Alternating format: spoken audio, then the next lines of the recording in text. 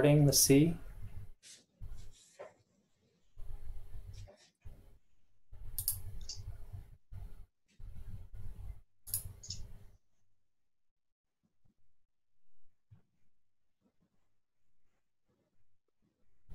Hopefully it works.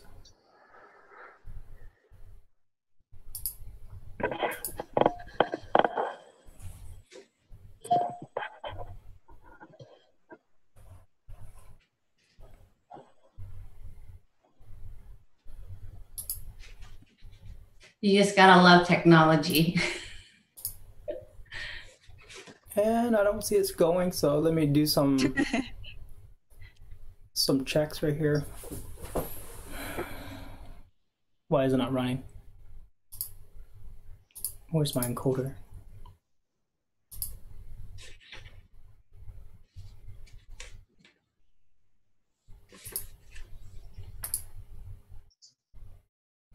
Sorry about this. Stuff like this is probably going to happen time to time. That's why you come on early. Where is that encoder?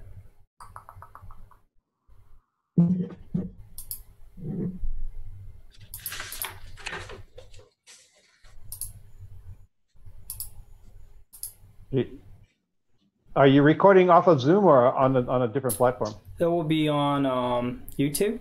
We're live streaming directly onto YouTube. I see. I'm just looking for the reason why it's not loading data.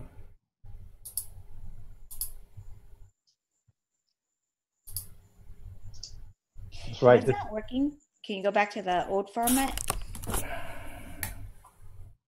No, it's what they call Hawaiian time. You know what? Let me go. I'm just gonna go live here and see.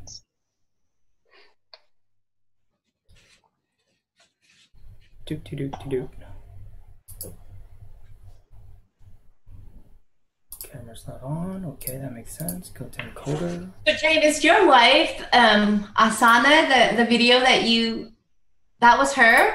Yeah. Wow. Yeah. It was beautiful. Thank you. Yeah.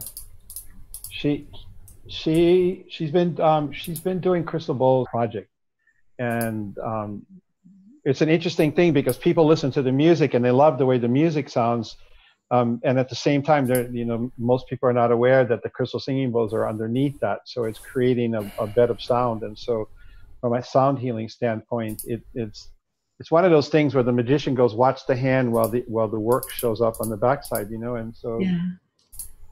Her work's quite profound, actually, and it allows us the opportunity to travel a lot. So, all right, so we are on now. So are we live?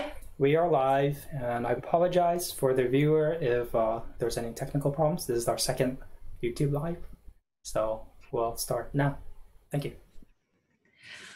All right. Well. Welcome everyone and our viewers. Happy Valentine's Day. I hope everybody had an amazing day full of love and joy and happiness.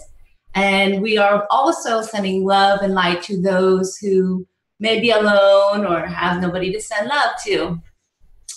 We are so excited to have our special guest, and we'll introduce our guest in a minute, but a little bit about myself. I'm Dr. Judy. I'm a chiropractor by trade, and I got into the spiritual aspect back in 2006 and have been studying under different masters and teachers and have been guided to meet my amazing group here back in August of 2018. And ever since, the spirit side have been guiding us to do workshops and move to different places to bring the light, but also to cleanse the energy where we were going. And this coming up workshop that we are guided to in March 15th to the 8th to the 17th on the Big Island. And that will be dragon activation. So we're calling all dragon souls. So without further ado, I'm going to introduce my partner there, Vivian. Hi, I'm Vivian. My background's in science, and I recently got my activation. When was it? December. And then since then, we've been working on with workshops and trying to get the Dragon Soul activations going on in Hawaii in March. What is it? March 15th? Mm-hmm. Okay, well, March 15th through the 17th or 18th, I believe. But anyways, I just want to wish everyone a happy Valentine's. And if you're single, just know that you're never alone, because you have your spirit guides and angels with you all the time. So happy Valentine's. Jung? Hi, my name's Young, and I guess my daytime job is a software developer, and I've awakened and dived pretty deep into my spiritual journey starting 2016. Around that time, I was able to connect to my higher self, and through that, connect to many channels. So I am a channeler, and I'm still continuing to explore that realm, and I'm happy to be here with our team and everyone here. Happy Valentine's Day. Scott, will you share yourself a little bit there? Yeah, my name is Scott Moore, and by trade, I'm a massage therapist. And I began my spiritual journey, I guess, when I was born, but it started to make a lot of shifts and changes when I started to discover Mandela effects and things of that nature. And I wanted to learn more about it and get connected with more people that were thinking like I did. So I checked in, and I went to a place up in the state of Washington called E-Seti Ranch. And that's where I ran into this connection that I've got now that I was calling it up, and we decided together we're going to call it Radiate Up. So we've got a Radiate workshop coming up in Hawaii, and I'm really excited to talk to James about Hawaiian massage and things of that nature. So I guess I've been elected to do that. Where are we at now? Wonderful. Oh, I wanted to give a Valentine's blessing, especially to those who are not in a relationship on this day that I call sad. So I'm sorry I call it sad, but it's Single Awareness Day, right? So it's the SAT. So for those that are celebrating Single Awareness Day and Valentine's Day, or the end of the Chinese New Year, blessings to you, and happy Valentine's Day. Wonderful. And now our special guest. We are so excited to have Jame Kawanui. Sorry, James. That's okay. Close enough.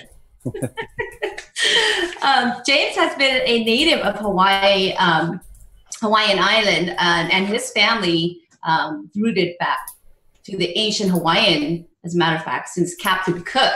That was amazing. So Jame is a healer, a native Hawaiian healer. He awoke 19 years ago. He had a clarity and awakening and left the corporate world permanently, sold everything, and decided to move back to Hawaii and live there, and is currently a traditional Hawaiian and Zealand Maori healers. I'll let James talk more about that. And James is also bringing so many years of experience and healing modality. And without further ado, I'm just going to let James kind of share a little bit about himself and the work that he's doing. Aloha ahi ahi means good evening.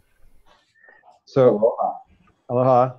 My name is James Kawanui Kawanui, and I'm actually the oldest of 8, and I grew up on a coffee farm in Kona on the Big Island. And just to give everybody kind of a background, I haven't done this my whole life. This is something that I came to through, like Dr. Judy said, through an awakening. I was 42 years old.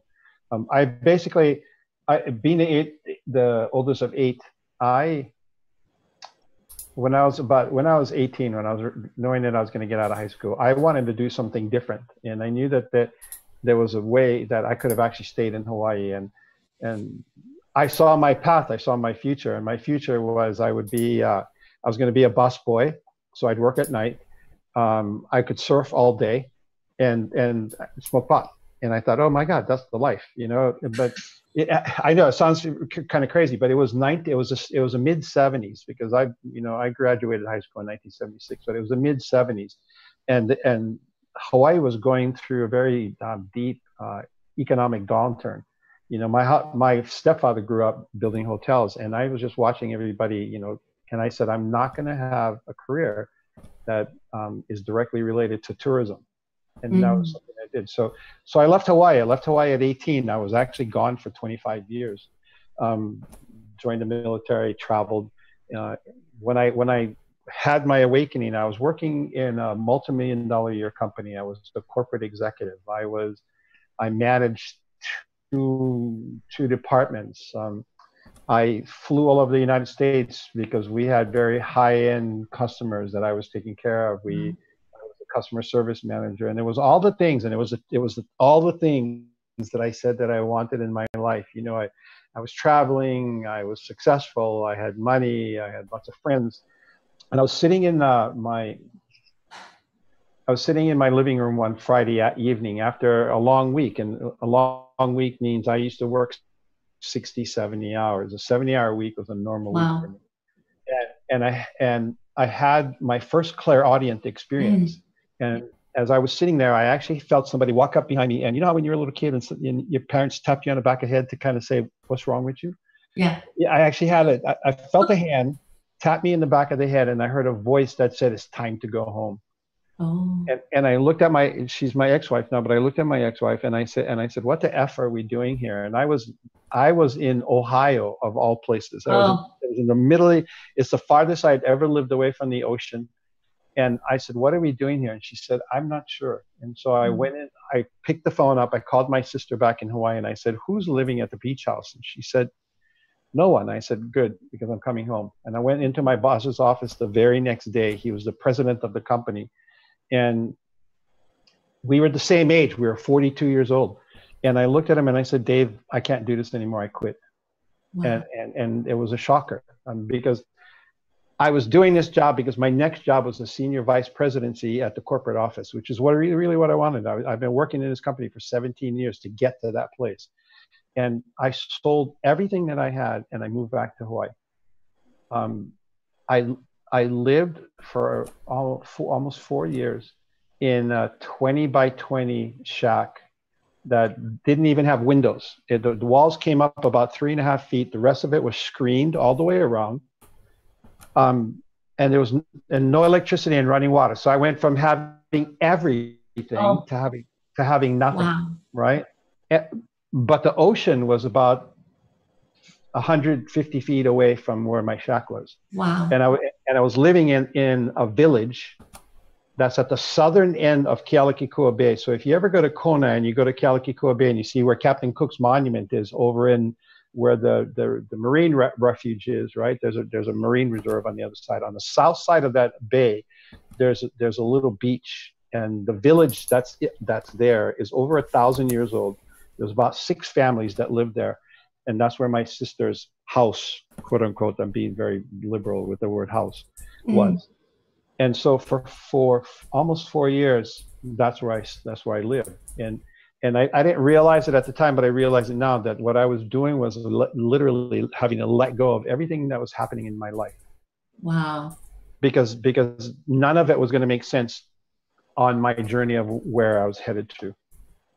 And there's this crazy thing that happened, and I tell people this all the time, but there was this crazy thing that happened.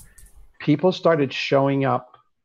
They'd walk into my yard, and I didn't even know most of them that would walk into my yard, and they would look at me, and after they were with me for a little while, they would go, you know, James, you know, I see you doing this. And they would tell me all these things about the people I was going to meet and the work I was going to do. And I looked at them all and I said, excuse my language, I said, you guys are freaking crazy. I did, because to me, it didn't make sense, you know? And I got to the place where I literally let go of everything. When I left that beach house, I pretty much had nothing. I either spent or given away or whatever, everything that I owned. And right about that time, my marriage fell apart, everything fell apart. And right about that time, I met someone and they said, I'm going to New Zealand for 3 months. You want to come with me? I'm going to go visit my parents. And I said, sure. So I left and to go to New Zealand thinking I was going to be there for 3 months. And I ended up staying there for 5.5 years. Wow. And New Zealand is really responsible for it was kind of like I was Humpty Dumpty. They cracked me open. And that's where I met a group of traditional Maori healers. And they basically looked at me like everybody else had and said, this is what you're supposed to be doing. This is how you're going to do this. And here it is. And so I studied with them for a few years. And they helped me understand some of the things that were happening, because I was starting to understand about people, you know. Even in my corporate world, people showed up in my office and I was able to put my hands on them. I knew where their pain was. And then I, for not even having an understanding of it, knew how to get their pain to go away. Wow. And they would stand up and they would look at me and they'd go, wow, James, that was amazing. And they walk out of my office and I'd be left scratching my head going, what just happened? So when I got to New Zealand, they actually explained that. And that was where I understood then and started to understand my connection to my kupuna, my ancestors, the elders. And I had every intention of never coming back to the United States. I actually have full residency in New Zealand, and I had intended to become a citizen and live there for the rest of my life because I had everything that I wanted to do. And then I got a message that said, you have to go back to Hawaii. And so I told all my friends, I'll see you in 3 months. I'm going to go home to see my mom. And she had invited me home because there was a family reunion. I showed up at this family reunion and a woman hands me a book. And in the book is our genealogy of our family that went back 16 generations. And so all of a sudden, everything started to make sense. All the things that was happening to me, the way that I was seeing, the work that I was doing, the healing work that I was doing with people, all just kind of went like this and it all clicked and it came together.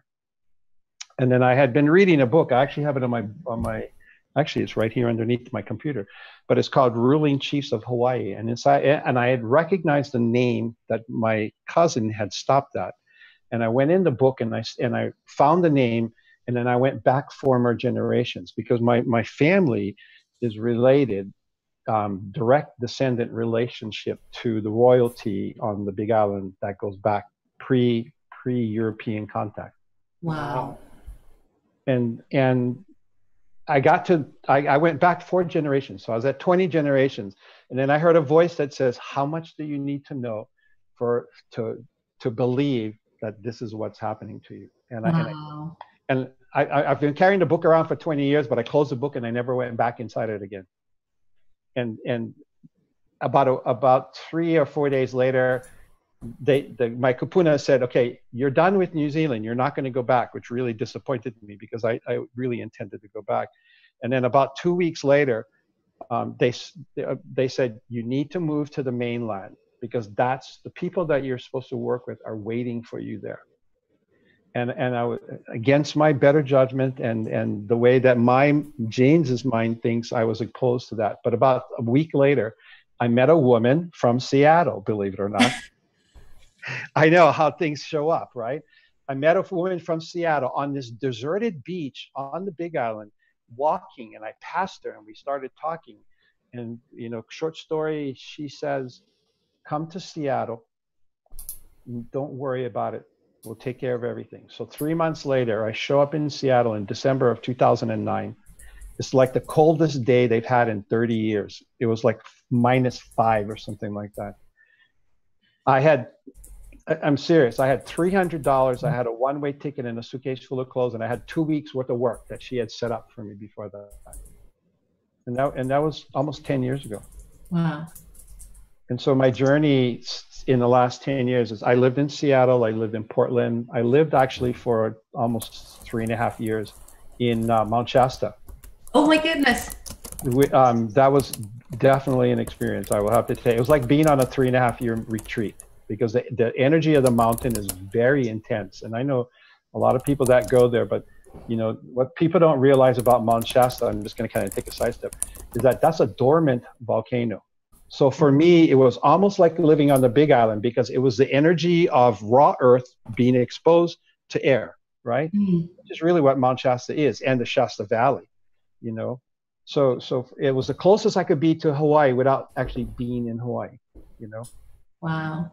And then one day the kupuna said, okay, you're done with Phoenix. You got to, I mean, done with New Zealand. I'm not New Zealand, Mount Shasta. You have to go live in Phoenix now. So I live in Phoenix, Arizona now. I've been here for about 5 years. So that's kind of the transition. And inside of my work, it's this way of being able to, when I'm sitting with someone, to be able to feel what they're feeling in their bodies, emotion or pain, physical, emotional, as an experience in mine. And so in that way, it's really has a way of finding that space. So that's, I don't know, I hope I didn't take a lot of time, but that's kind of. No, that was so beautiful.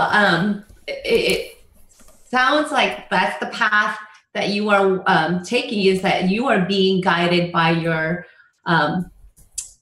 higher self, your spiritual ancestors, going to different places and different locations to reactivate your remembrance of your true soul. And that's exactly where we are being guided right now. It's like, go here, go there. I totally understand that journey. I really do. I mean, my wife and I had an experience in Japan where we were in a city and we went for a walk, and I said, we got to go up this mountain. And we went up this mountain. At the top was a Japanese temple. And it was the guidance. It was right. Guidance, you know, so I totally understand. So yeah. That was so fascinating. Can you explain a little bit about the New Zealand healing Maori? No, Maori. Maori. Yeah. So they carry, you know, because all Polynesians are related, and it was an interesting thing when I met my teacher. You know, for the first couple of weeks they kept calling me Tuakana. And I was like, okay. And I was being very nice because I didn't understand the language. So they said Tuakana. And I said, okay, what is, and finally after a couple of weeks of them calling me that, I said, I got to go find out what this means. So I found the Maori dictionary, I looked it up. And basically Tuakana in Maori, in Tareo, it meant elder cousin. So they were recognizing me as a relationship. And they hold very deep knowledge in New Zealand. And because of their distance and because of the way that the Maori were post-European contact, right? They held their traditions, I think, stronger than we have in Hawaii. They didn't lose the knowledge like we have in the last, 2 or 3 generations, and have had to work back towards it. For them, the knowledge was always there. Wow. That's so awesome. If you ever get a chance to go, it is an amazing place. So hopefully you get guided to go there to activate. I'm serious. So they're very spiritual people. They're very spiritual people. Very spiritual. I would be excited to go be amongst the Maori. It would be it's a life experience for everyone. I hope that's my spiritual home. So at some point when the team tells me that I'm good, that's where that's going to be the place I'm going to be. New Zealand. Yeah, but I just turned 61 years old, and I don't even see myself slowing down for at least the next 25 years. So, we got a lot of work to do, right? Got the calling. Well, it's the thing about it is that everybody's being awakened now, and the acceleration is like crazy how many people there are. So the reality is that there's not enough of us out there Yes. helping the people that are looking for the answers. Yes. Right? And Yeah. so doing what you guys do, bringing people in, helping them understand who they are, helping them find their path, because that's what we're doing. We're all finding our path, right? We're all looking for that place, how we connect into everything that we do. Well, to also having you coming on, sharing your story, your journey really helped the viewers to really relate to their journey as they're starting to recognize is that, okay, you know, it's not the corporate world. It's not, there's something more to life than that. And yeah, and really tap into their true soul potential. You know, the interesting thing is a lot of my clients now are in the corporate world. Oh. And so it's, in some ways, it's become full circle because they've gotten to a place in their life where they found success. So they've gotten material success. There's some level of financial success, but there's an emptiness still inside, right? And so they're looking to fill that void, and they go, yeah, I got all this stuff, and what is it? It's still not enough, right? So they're looking for that space. They're looking for the next step, you know. And so, as much as we can be guides, and to, you know, gently steer people, you know, in the direction that they need to go. Yeah, isn't that interesting? Jung and I were discussing it earlier, where each of us carry a certain path and experiences in our life. So that way we can really relate to those who are stepping into their awakening, because like you're in that corporate world, you truly understand the stress, the hard work, and to give it all, you know, from having it all. And now it's like, okay, I can live with the bare minimum, but yet my soul is enjoying every moment of it. And you can relate to that. Yeah, I see, because I don't recommend that people did what I did. You don't have to get to the point where you have to give and let go of everything to be able to find yourself. And that was just my path, right? Mm-hmm. Inside of that, though, was the understanding that there's points in our life where we have to surrender. Mm-hmm. You know, there's places, and there's also places. I'm in the process of writing a book right now, and it's called A Line in the Sand. And I know all of you understand that. You get to a place in your life where there's a line. You know that the line's there. You know that you have to cross that line, and you know when you cross that line, there's no coming back, right? Mm-hmm. And so it's all in that plan. And all of you, I guess I'm looking at all of you, and I'm going, you see, and you guys all know what I'm talking about. I mean, even you, Scott, you understand that, right? You're getting to a space where you know, there's no return. And once you're on the spiritual path, there really is no return, because then it becomes this lifelong pursuit of knowing more and knowing more. So I'm talking about knowing more, right? So that connection to higher self and our divine guidance, right? Right. You know, so it's that space. It's funny, you know, when you're talking about activating dragons, if I can tell you just a really quick story.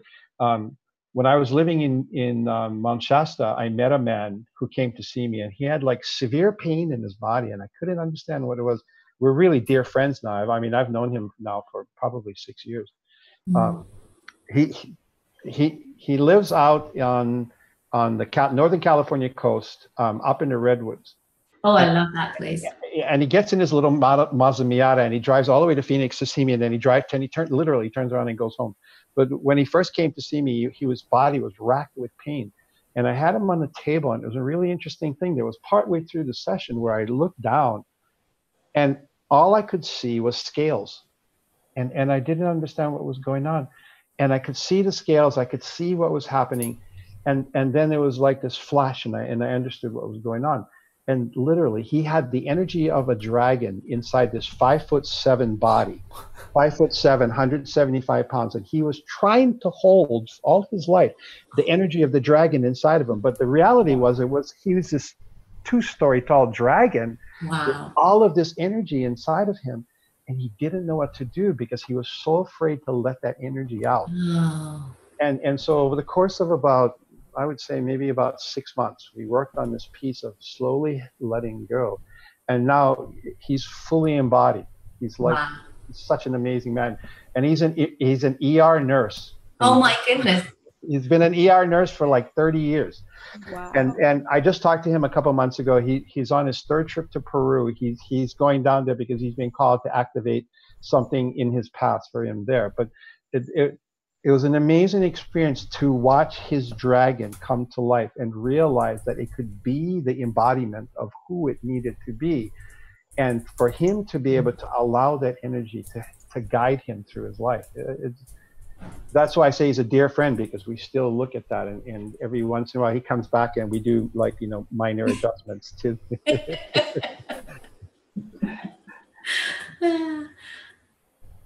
That is but I thought, because of what such a cool story, James. I've had a lot of experiences like that, but I mean, that was really profound for me. Even from the standpoint of being a practitioner, I don't see myself as a healer. I see myself as a practitioner, right? Because really all we are is our guides, right? James, the man, James, who he is, I don't do anything, seriously. We facilitate and direct and high five, Scott. Get out of the way. Yes. Exactly. Yeah. You know, so it's that space of understanding that. And so we, you know, when I look at this, it's as if I see the energy and it's moving through me. And James, the man, he's like standing over here on the side, and he's just a witness to everything that's happening, you know? And the more I can be in this place, the more I allow the energy and whatever has to come through for that person, you know? I'm not in charge of any of that, you know? Yeah. A witness or observer or facilitator, or just facilitator, yeah. Awareness to it through our interest. Yeah. And connection. And so my gift or my purpose or the more you know, I can be in this place, the more I allow the energy and whatever has to come through. Oh, wow, look at that, an echo. Sorry about that. No. Have to say. It's okay. Must have been important. We had to hear it twice. Some technical difficulties, but that's okay. So Dr. Judy, I mean, you know, what can I answer for you today? I mean, you know, I know you guys have things that and that, well, you know, with your amazing ancestral background and being moved to different locations to really activate your true self, this new modality of healing that you are bringing forth to humanity, would you be kind enough to do like a sample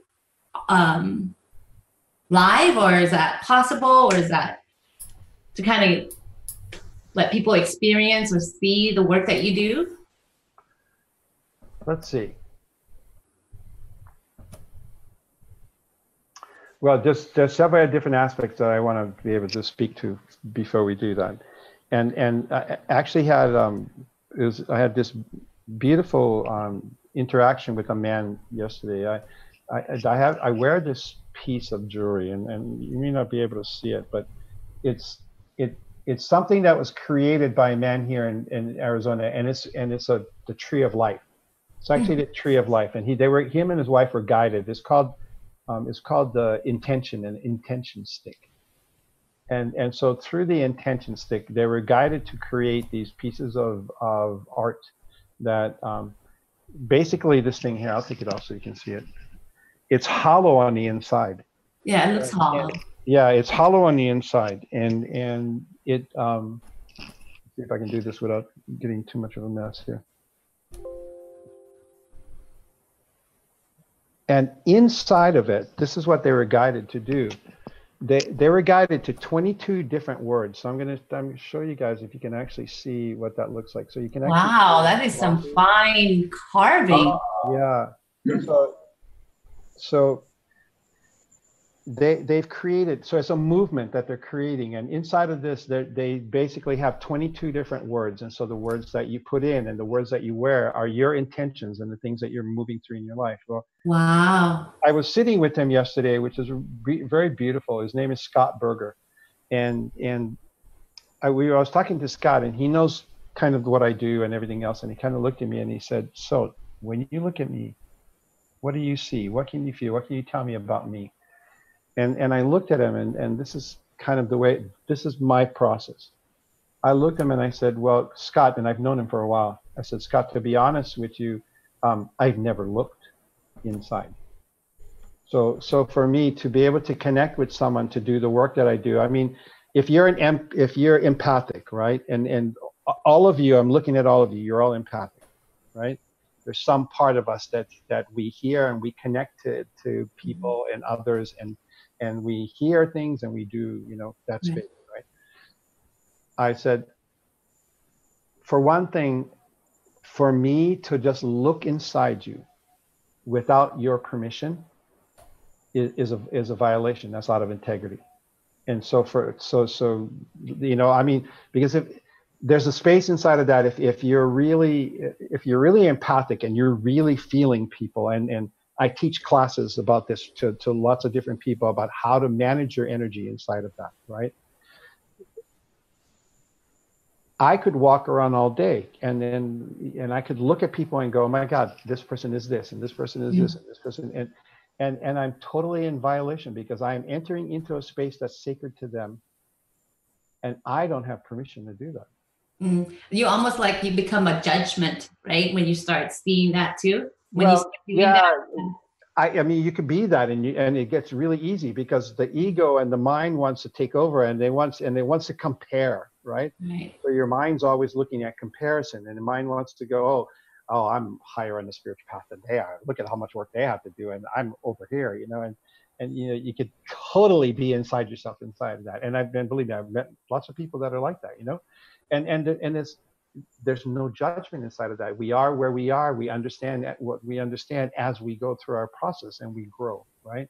So when I have permission to see inside of someone, then that's a different connection. See, because the Hawaiians believe this. So we have basically, just like we see in lots of different modalities, in lots of different indigenous cultures, the Hawaiians say that you have your unihipili, which is your subconscious. You have your kino, which is your physical body. And then you have your uhane.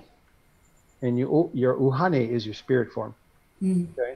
So for me, when I do whatever I do with people, there's always, as I'm talking to them on the phone or I'm talking to them wherever they are, unbeknownst to us in the conscious realm, there's a negotiation that's going on in the ohane, in the spirit realm. And so the work doesn't start until the contract is signed. If that makes sense. I'm just telling you what my process is, because that's the way that I've known. And then it's an interesting thing because I'll get off the phone with somebody. We've already decided that we're going to do work, and I've scheduled them for a session, and it might be a week or 2 weeks later. And I'll sometimes I get a message from a couple of days later and says, are we already working? Because stuff's happening. And the answer is yes. So when you're connected, I don't know if you have maybe you have this experience, Scott, but you meet with someone, you get that connection. And as soon as the contract in the ohane gets agreed to, then we're working in the spirit plane. Right. You know? So it's that space. You connect with spirit guides. My guides to your guides. And when people are on my table, it's the same thing I do. I said, look, I say, let nothing that I brought into this space be put onto this person, right? As the practitioner, let nothing that person brings into my space be put onto me. And there's a space in between where our circles of influence, where we touch, and all the work gets done here. So that when we move apart, all the work is still here, and I don't take anything away, and they don't take anything away. And those are all protocols. I mean, those are protocols that I was taught. Those are protocols that I teach. I have a mentoring system or a mentoring program now because people for years have been coming to me and go, I want to know what you do. And then I look at them and I go, as soon as I figure it out, I'll tell you. But it was true. I mean, that was true for me. It was because James, man, he understands, but he doesn't really know what the work is, right? So we have the human aspect of ourselves, and then we have the higher self aspect of who we are, that we, you know, like I said, we get out of the way. Right. We let that part work, you know. So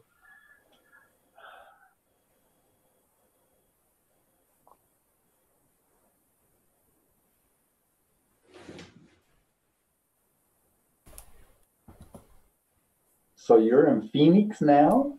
I'm in Phoenix. So you're pretty close to the gem show. Yeah, it's a 2-hour drive. 2-hour drive for you. Yeah, 2-hour drive for us to get down there. Yeah. Yeah. So from where you are and where I am, I'm just on the other side of the Grand Canyon. Oh, beautiful. I'm not in northern Arizona, but I'm just barely in Utah. I'm in St. George. Oh, I know where that is. So, yeah. I'm up here with some worn out volcanoes, a lot of lava flow, and I've got family on the Big Island. Oh, beautiful. So I'm excited to get to the Big Island. Yeah. And I believe I know almost exactly the spot you're talking about. It's at the end of a very bumpy road. Your family place. I think I know pretty much about exactly where that was. So let me ask you a question. Did you study Lomi Lomi? You know, I used to own a massage school for a number of years. Okay. And we brought in actually one of my earliest students went and learned Lomi Lomi. Okay. Back and began to work at our spa. Okay. We hired her to teach us Lomi Lomi. It was one of the hardest classes I ever took, was the Lomi Lomi class. And being, you know, just out of all the classes that we provided, it was a tough one for me to get. Wow. Why so? Well, just time-wise, and everything we put into it. But no, I really enjoyed the traditional Lomi Lomi massage. Okay. The reason I ask is because I live right down the street from a woman who was the first Hawaiian to teach non-Hawaiians Lomi Lomi. What was her name? Auntie Margaret. I've heard that name for years and years and years. Yeah, and Auntie Margaret Machado. You know, her family and I've known her family all my life. When I was a little boy, when Auntie Margaret first got her license to do massage, she used to come to our house and Lomi Lomi my grandma. Oh man, that's so amazing. So full circle, after I moved back to Hawaii and I was living on the beach, her Lomi Lomi school was 3 houses down from where I was at. So where I was living. And so what was the name of her school? Rub, or was that something else? No, I remember once seeing a school in downtown or just Kona area called Rub. No, that wasn't her school. Her school was just called the Hawaiian Lomi Lomi School of Massage. Oh, okay. And everybody just knew her as Auntie Margaret. Yeah, everybody did. Yeah. I eventually got to study with her, which is an interesting thing. So how long ago did she pass? She passed in 2010. 2009. Very, very long life, huh? Oh, she was 92 or 93 years old when she passed. Oh, wow. Yeah, and a beautiful woman. I eventually got to study with her, you know, and it was kind of like a lifelong dream to be part of that. And she used to be really funny because she ran the school and people knew that I was there, and I kind of helped out at the school, and I would be sitting in my house in the afternoon or be on the beach in the afternoon, and they would come looking for me and they'd go, Auntie wants to talk to you.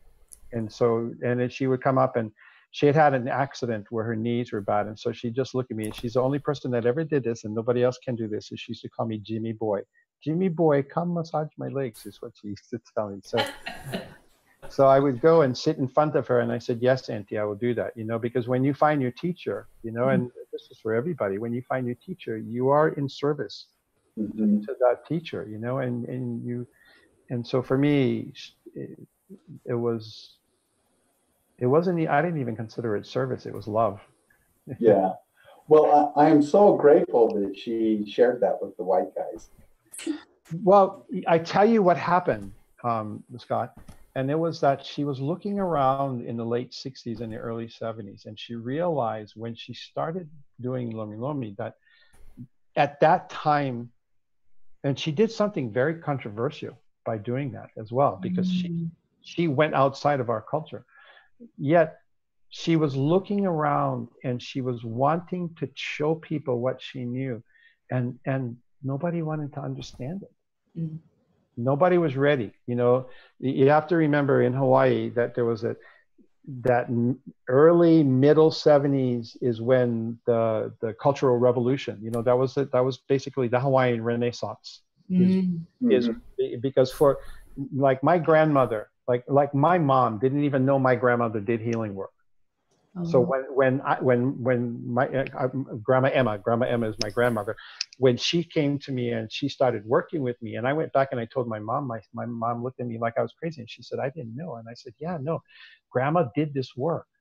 And it was because the three generations before me, basically from when Hawaii was annexed in 1896, right? And they became a territory of the United States. And we're not even going to go into all the controversy around that. Don't have time. But in that space, when that happened, the Hawaiians were told, you need to assimilate. Assimilate, forget, move, whatever it was. And everything went underground at that point. And they were told, they said, you're Americans now. And so to let go of the knowledge, and it was amazing because we almost lost all of that.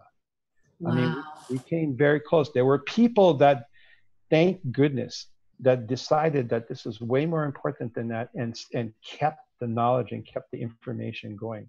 And I had the grace when I was studying to be able to sit with some of them. And it was just an amazing experience because, you know, I don't know if you've ever had the experience with a spiritual teacher, but they have what they call caught teachings. And in the presence of the master, of the teacher, there's an unconscious download that happens. And so you may walk away, you know, and I've been with my teacher, one of my spiritual teachers that lives in LA. People come to her class and they sleep all day. They walk in, they fall and they sleep. And she looks at us and she says, don't worry about that person sleeping because they're getting everything that you're getting. It's because you're in the presence of the energy of your teacher, and the energy starts to be absorbed without your even knowing it. You know, that's basically, the Hawaiians call that the ha, you know, the breath of life, the aha. So that space, right? Yeah. Yeah. So having had that experience of being able to sit with the old masters, with the teachers, and I remember having a similar episode. I mean, similar thing happen. Well, I hear when you go to Mount Shasta, you might be sitting with the old masters. You know, I have friends that have been inside the mountain that connected to the Lemurians that were there. You know, I personally never had the experience, although I've always.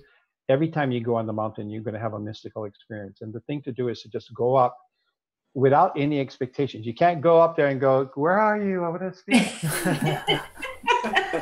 You know, and believe me, I lived there long enough to watch people go up there and do that. And then come down very disappointed. Nothing happened. Right? You hit it. Dr. P hasn't been there. I'm sorry.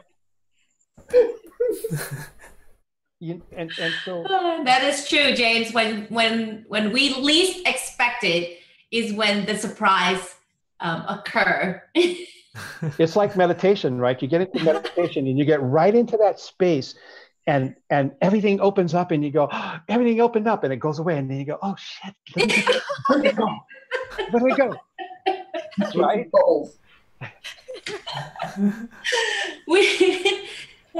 We do see that clearly within our group. Like, the harder that you try, the more that they're like, okay, I'm gonna give you some time until you really kind of get what I'm trying to teach you. Yeah, and that's the thing, you know, we can be there and we can be present and we can bring them to the space, and then in all teaching and in all healing, it becomes the receiver's choice, right? It's your choice what you take on. It's your choice if you let go of this pain. It's your choice if you let go of this pattern or behavior. It's your choice if you decide or you see this and you find value in it. Because if you don't, then no matter what you do, it's not going to work, you know? Right. Yeah. So to be, I think if there's anything that I've learned in my journey is to, as much as possible, to surrender. Surrender, yeah. Surrender to the process, you know, and to be open and to not give yourself such a hard time. That's beautiful. That's the hardest thing to do, right? Hey, working on it every day, okay? So, speaking not only from as a teacher standpoint, but from personal experience, okay? Right? It's that constant reminder of to be open as possible, right? I have a friend, and this is something that I've been looking at, and she said, and she's from Mount Shasta actually, and she said this to us about 1.5 years ago, and she said, there's not a space in our lives that we can contract anymore. There's no room for contraction. Can you meet everything and every situation that you need in your life from a place of being open and expanded? Even though if in the moment it looks like pure, excuse my language, pure shit, can I still be open? Wow. And expanded to allow that, right? Because when I contract, right? So think about contraction. All your energy contracts. Yeah. You're cutting off the flow, right? You're cutting off your wisdom, right? Yeah. No wisdom. So then I'm just reacting, and I'm reacting to the oldest part of my brain at that moment. Right. The part that says survival, right? The part that says don't listen to anybody, because that survival part of your brain, basically what it does is it defragments your ability to be clear, right? Instead of your brain being on coherence and being able to process information and be the open channel, it from a scientific standpoint, it defragments your brain, and so all the different places are fighting for control, right? Guess who gets ultimate control?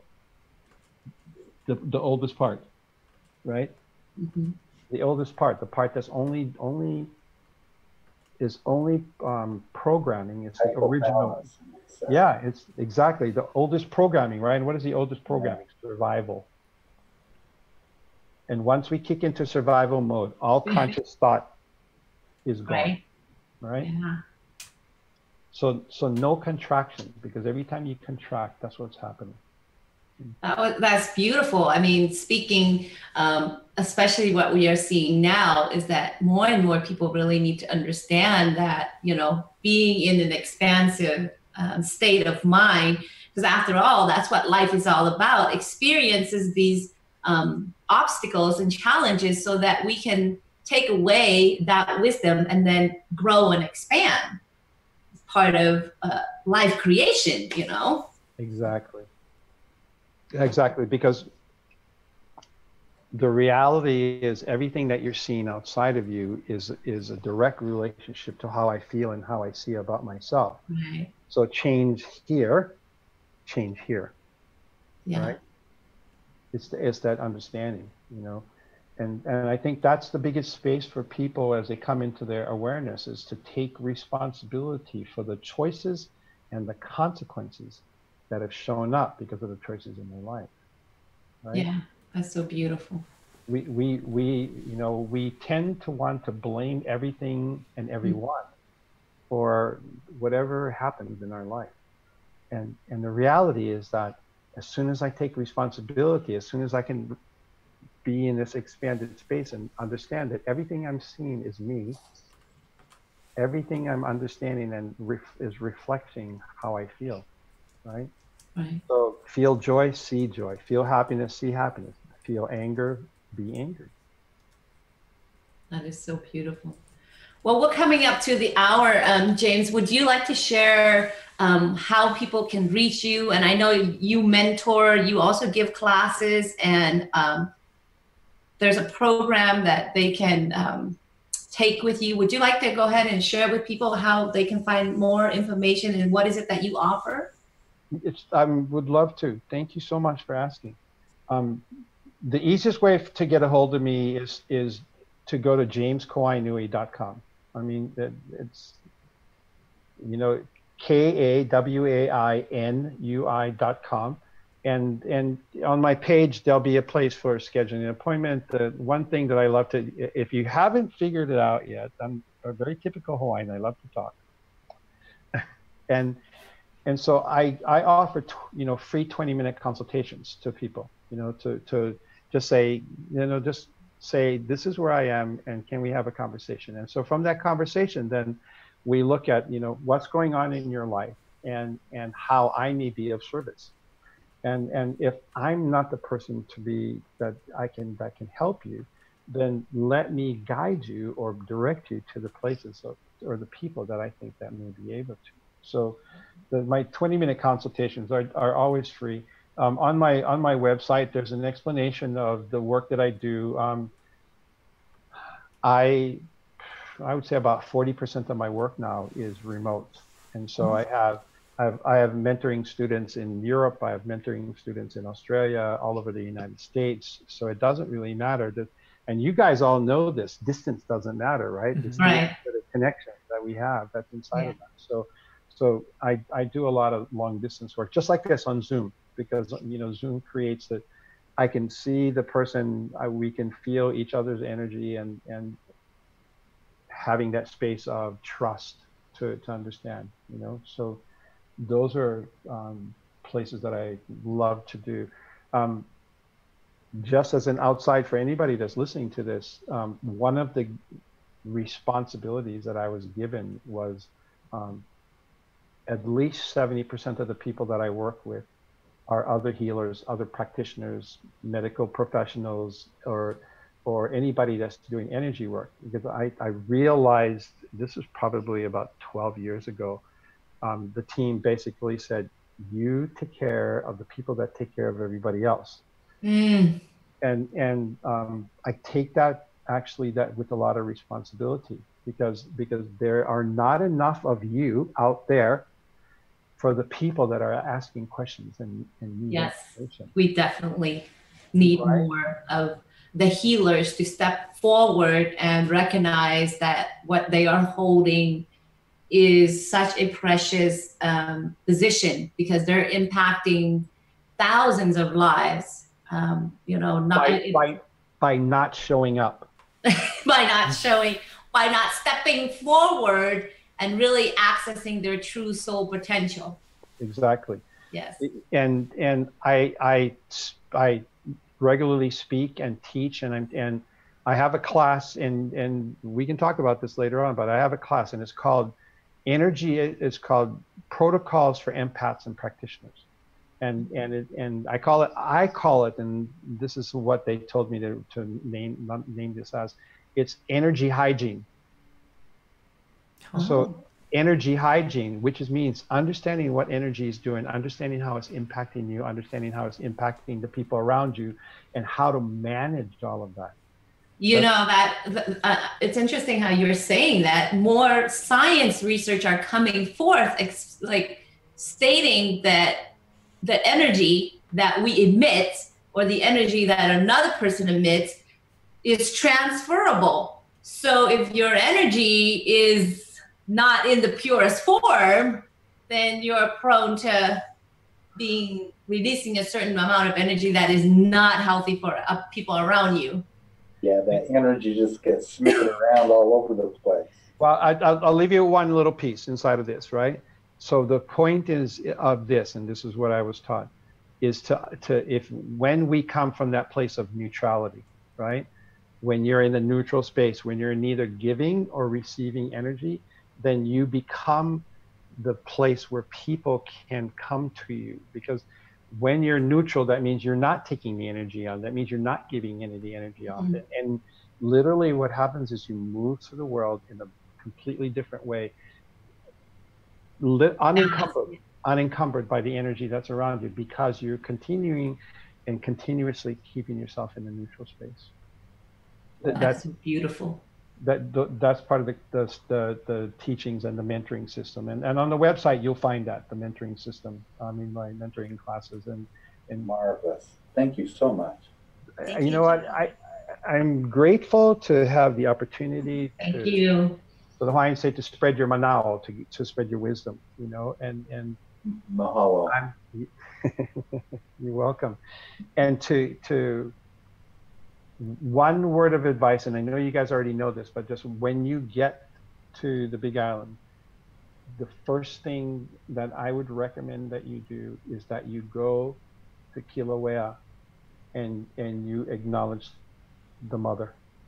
Well, thank you for that wisdom. Pele, right? To go to Pele, to show her the respect that she deserves, right? And to ask for permission to be there and to do the work that you came to do. Because a lot of people show up in Hawaii and they don't do that. They don't come in, they don't ask for permission. They come, they assume that they can do that, and that's not always the case. Thank you for that piece of wow. Thank you for that wisdom. And this is probably the main reason why we asked you to come on. I believe. Thank you for that insightfulness.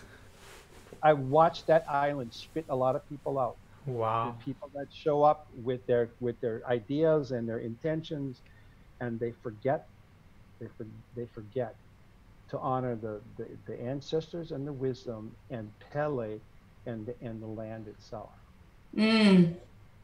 Wow. So give Pele her due. She's very much alive and active. Well, you know, James, I don't know if you heard our story, but when we came back from along the way from the Hopi, Pele actually showed up on the side of the rock. I'm going to show you something real quick before I go. Okay, this sits in my room. Okay. So I don't know if you can see that, but you see that? Wow. Oh, yes. That's so beautiful. Oh, my gosh. I can feel her. Wow. It's a friend of mine who is an artist that actually lives in Mount Shasta. She painted that for me. And when I saw it, I said, that belongs to me. And she said, I know, I painted it for you. And James, so, could you show it one more time? We only caught a glimpse of it, just a little bit. There. Wow. Oh, my heart's just, wow. I feel my heart just like pulsating. It's so beautiful, James. Thank you so much. You're welcome. Yeah. Oh my gosh. I can feel her present. Thank you, James, for sharing your informations, your stories. Thank you. Thank you for giving me the opportunity. I hope I didn't take too much of your time. No. We are so grateful that you came on and shared your wisdom, and thank you for sharing about being respectful to, the mother of the land. And we definitely need to know that kind of wisdom, especially doing this kind of spiritual work. Exactly, because you guys are going to be doing some really deep work while you're there, and because you're going to be doing that, you really want to be in resonance with the land. Mm-hmm. Yeah, and that's when we went to the Hopis, that's the same kind of information that we got too. So we were really grateful with the guidance in that aspect. So the Hawaiians call it ha'aha'a, which is humility. Oh. Ha'aha'a. H-A-A-H-A-A. It means humility. It means to walk in reverence. Yes. No egos. No. Well, we thank you so much for coming on and joining us on this Valentine's Day. We know you could do better things, but you decided to join us, and we're so grateful. It's my honor and my pleasure, and I am grateful for the invitations. Thank you so much. Thank you, and we're looking forward to doing more work collaboratively together in the future. Whenever you get ready. Okay, mahalo, James. Love you. Aloha. Happy Valentine's to your wife as well. All righty. Have a great evening, everyone. Thank you. Bye. Bye-bye. So I see that John is logging on. John, thank you so much for waiting so patiently. Are you able to log on and see us? Yeah, one sec. Yeah, so that was such an exciting time there with James. So There's John. I'm going to give a brief bio of John a little bit while he's setting up his technical camera there. So John Paxman is a teacher and a healer, creator, and the owner of Crystal Quest LLC. He created his own company with the passion for crystals, and John also do readings and offer classes and workshops. So I'm just gonna let John share a little bit more about himself. Without further ado, John, welcome. Thank you. Thank you. Can you see me and hear me? Yes, loud and clear. Great. Okay, well, first of all, thank you so much for having me on the show. And I would like to thank Portia also for being the connection that brought us together. Yeah. And it's interesting just listening to the end of the last participant talking about Hawaii, because that's where both me and Portia are from too. Oh, so wow. I was very fortunate to grow up on the North Shore of Oahu in Laie. And as a child, I spent most of my time at the beach. And of course, like any kid, I would, look at the shells and was always just obsessed with nature. And there on the North Shore, there's these tiny, tiny shells. And when I was a kid, I'd pick them up and I go, oh, I love the pink and white stripes. And, the adults would be like, I can't even see what you're seeing. They need a, magnifying glass. Exactly. And then later, I have a lot of family from Utah, which is where I live now in Salt Lake. And as a child, I'd come to visit my grandparents. When I was 5 years old, I was hiking with my grandpa, and I found seashells in the mountain. What? And this kind of blew my mind. I'm like, Grandpa, how come there's seashells in the mountain? And so he told me about fossils, and that just got me so hooked on rocks. When I found out that there were fossils that were millions and millions of years old, that there used to be an ocean in this area. Yeah. And so from that point, I've been collecting rocks my whole life. Really, my whole philosophy is about empowerment. And one of the things, my mission and the motto for my company is where science meets spirit. And the reason is I love science. I also love spirituality. And I feel for some reason in a lot of people's minds, those two things have been divorced, but really they can work hand in hand. Right. And in the crystal world, a lot of the material that you'll find has been, I found in this whole realm of people who love rocks and crystals, there's either geologists, scientific people who really look down on all the metaphysical part of it. And then there's a lot of metaphysical people who just kind of ignore the science. And so I want to bridge that gap and also allow people to experiment for themselves on what works for them. Wow, that's so cool. Yeah, and so not only have I collected rocks my whole life, but this has really been a big part of my professional career. I was the manager at Wise Awakening, which is in Bellingham, Washington. It's an awesome healing center. In Portland, I was the assistant manager and webmaster for the Fossil Cartel, which is a world-class rock shop. I used to teach earth science at a high school at Merit Academy, which is in Springville, Utah. I taught junior high and high school. There I taught all about rocks and fossils and also helped build a space camp. And when I moved to Utah, I decided to start my own company because I just knew it was time to take my information forward. Now, what I've been working on for a long time is a crystal divination system. I've always been fascinated by the I Ching, the runes, tarot cards, and the explosion of divination systems that has really come in the last 2 decades. I wanted to create a system that was based on science and binary mathematics, that was using crystals, but that actually had a cohesive system to it. Oh. And so what I've done is and this has been a passion of mine for a couple of decades, I've been working on this project, studying calendar systems from around the world, studying the use of crystals, rocks, and minerals around the world, looking at all these things and then seeing the similarities. And if you distill things down, for example, you could take in I Ching and in Chinese tradition, the calendar systems of how they link the time of day with the time of year. Well, so did the Celts and the Druids and other people and Native Americans and Hawaiians. They all had their own systems of making sense of life on Earth by looking at natural cycles. so that's really what I've done, is trying to create a system that updates a lot of ancient information, makes it more accessible to the modern world. And I really wanted something that would speak to a broad spectrum of people. You don't have to be a part of any religion. You could actually not believe in God and still use this system, because it's really just about the cycles of life. Wow. Yeah. And you got it all from crystals. I got it all from working with crystals, and I knew it took a long time to develop it to get to where it is today, because I knew that there was a formula, and that formula came to me one day. I was substitute teaching. I had a really rough day. There was a blizzard. I was in a kindergarten classroom. All the kids were sick. I came home. I was so sick and exhausted, and I looked at my crystals. I set them down, and I was like, I just hadn't figured out the formula. And I started to lay them out by color. And as I did, it clicked, and this grid was formed using the crystals. And so in my system, each stone, there's 64 stones. And this wasn't an emulation of the I Ching. I actually started researching the I Ching after, because I saw so many similarities.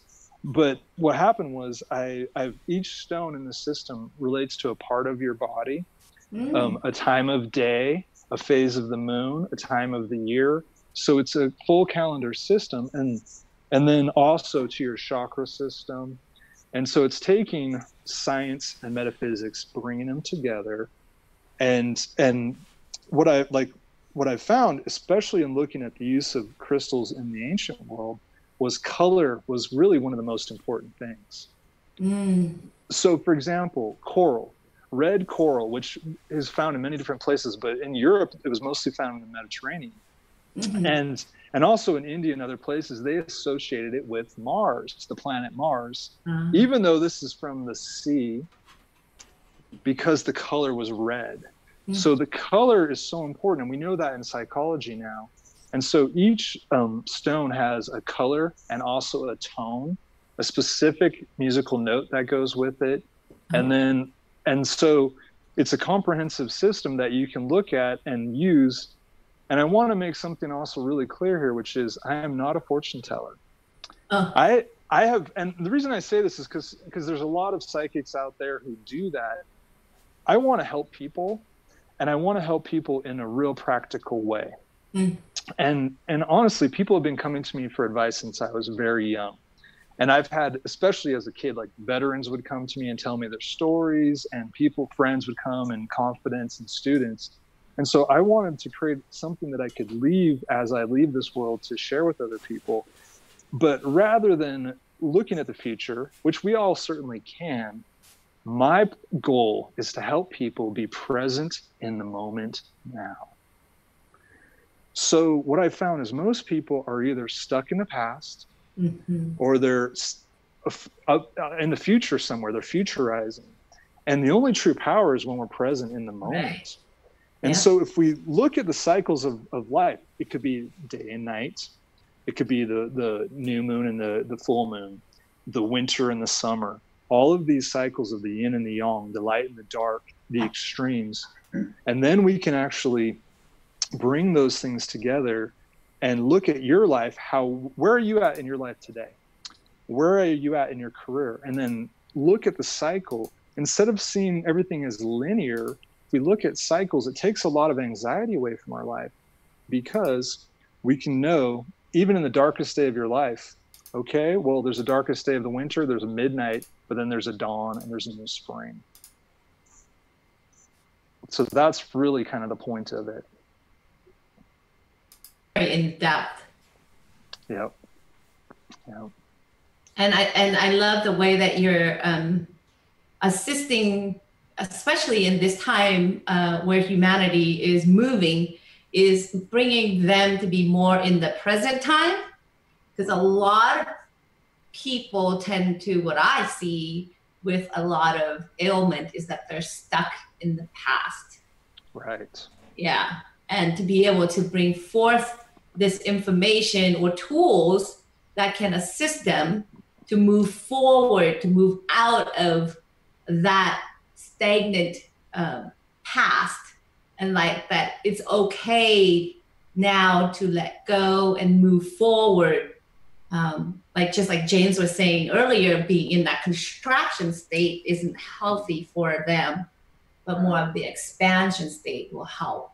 And the tools that you are providing works, I can see that work perfectly for individuals who are suffering from that kind of mentality. Thank you. And there's another thing that's really, really helpful. Now, one thing, I always start my classes by telling people this, and I'm very different from a lot of other crystal people because this is almost counter to what you would expect if I was trying to make money off of this. But deep down, the real reality is you don't need tools. You don't need the crystals. All you need is an open heart and an open mind. In other words, I don't want people to be dependent on something outside of themselves and give their power away. Mm-hmm. But the way I describe it is they are wonderful tools. And so for an analogy, if you need to dig a hole, you can dig a hole with your hands. You can just dig a hole with the hands. And I've had to do that before. It's a little harder. It's harder. It's a lot easier with the shovel. And so the tools help you. But we don't want to get to a point where you're feeling that you need something outside of yourself, that you're dependent on a physical object for your own power. And yes, I do believe they're powerful. But I think that you have to always keep that in mind. And so that's what I talk about with empowerment is I want people to use them as tools, but I want them to realize that the true power comes from within. It's our intention. Yep. Start with the tools. Start with the tools. As you master up, you can let go of those tools. You can let go of them because they're inside of you. And actually, once you've connected to them, you can just visualize the crystals. You can invoke them in different ways. But also, they're wonderful tools. They are really powerful. And it's fascinating when we look at, say, for example, jade. And there's two different types of what we call jade. There's nephrite and jadeite, but all around the world, where we're talking about in China, whether it's in New Zealand, in Central and South America, people revere jade. Well, for one thing, it's very practical. It's very hard. It's a very tough stone, but it's also beautiful. And the interesting thing is when you look at how they used it medicinally, and a lot of places, they associated the same value to the same mineral. So that kind of opened my mind. It's like, well, if people around the world were using these for the same reason and gave it the same kind of spiritual power, that's just a really interesting fact to me. There must be something there. Mm-hmm. And so I love looking at these connections all around the world. And, speaking of Hawaii, and I know you guys are really into dragon energy and talking about dragons. And as an earth science teacher in my class, I always believe that I call it imagination and investigation. So before we learned about fossils and dinosaurs, I had my students visualize dragons and then write a little short story.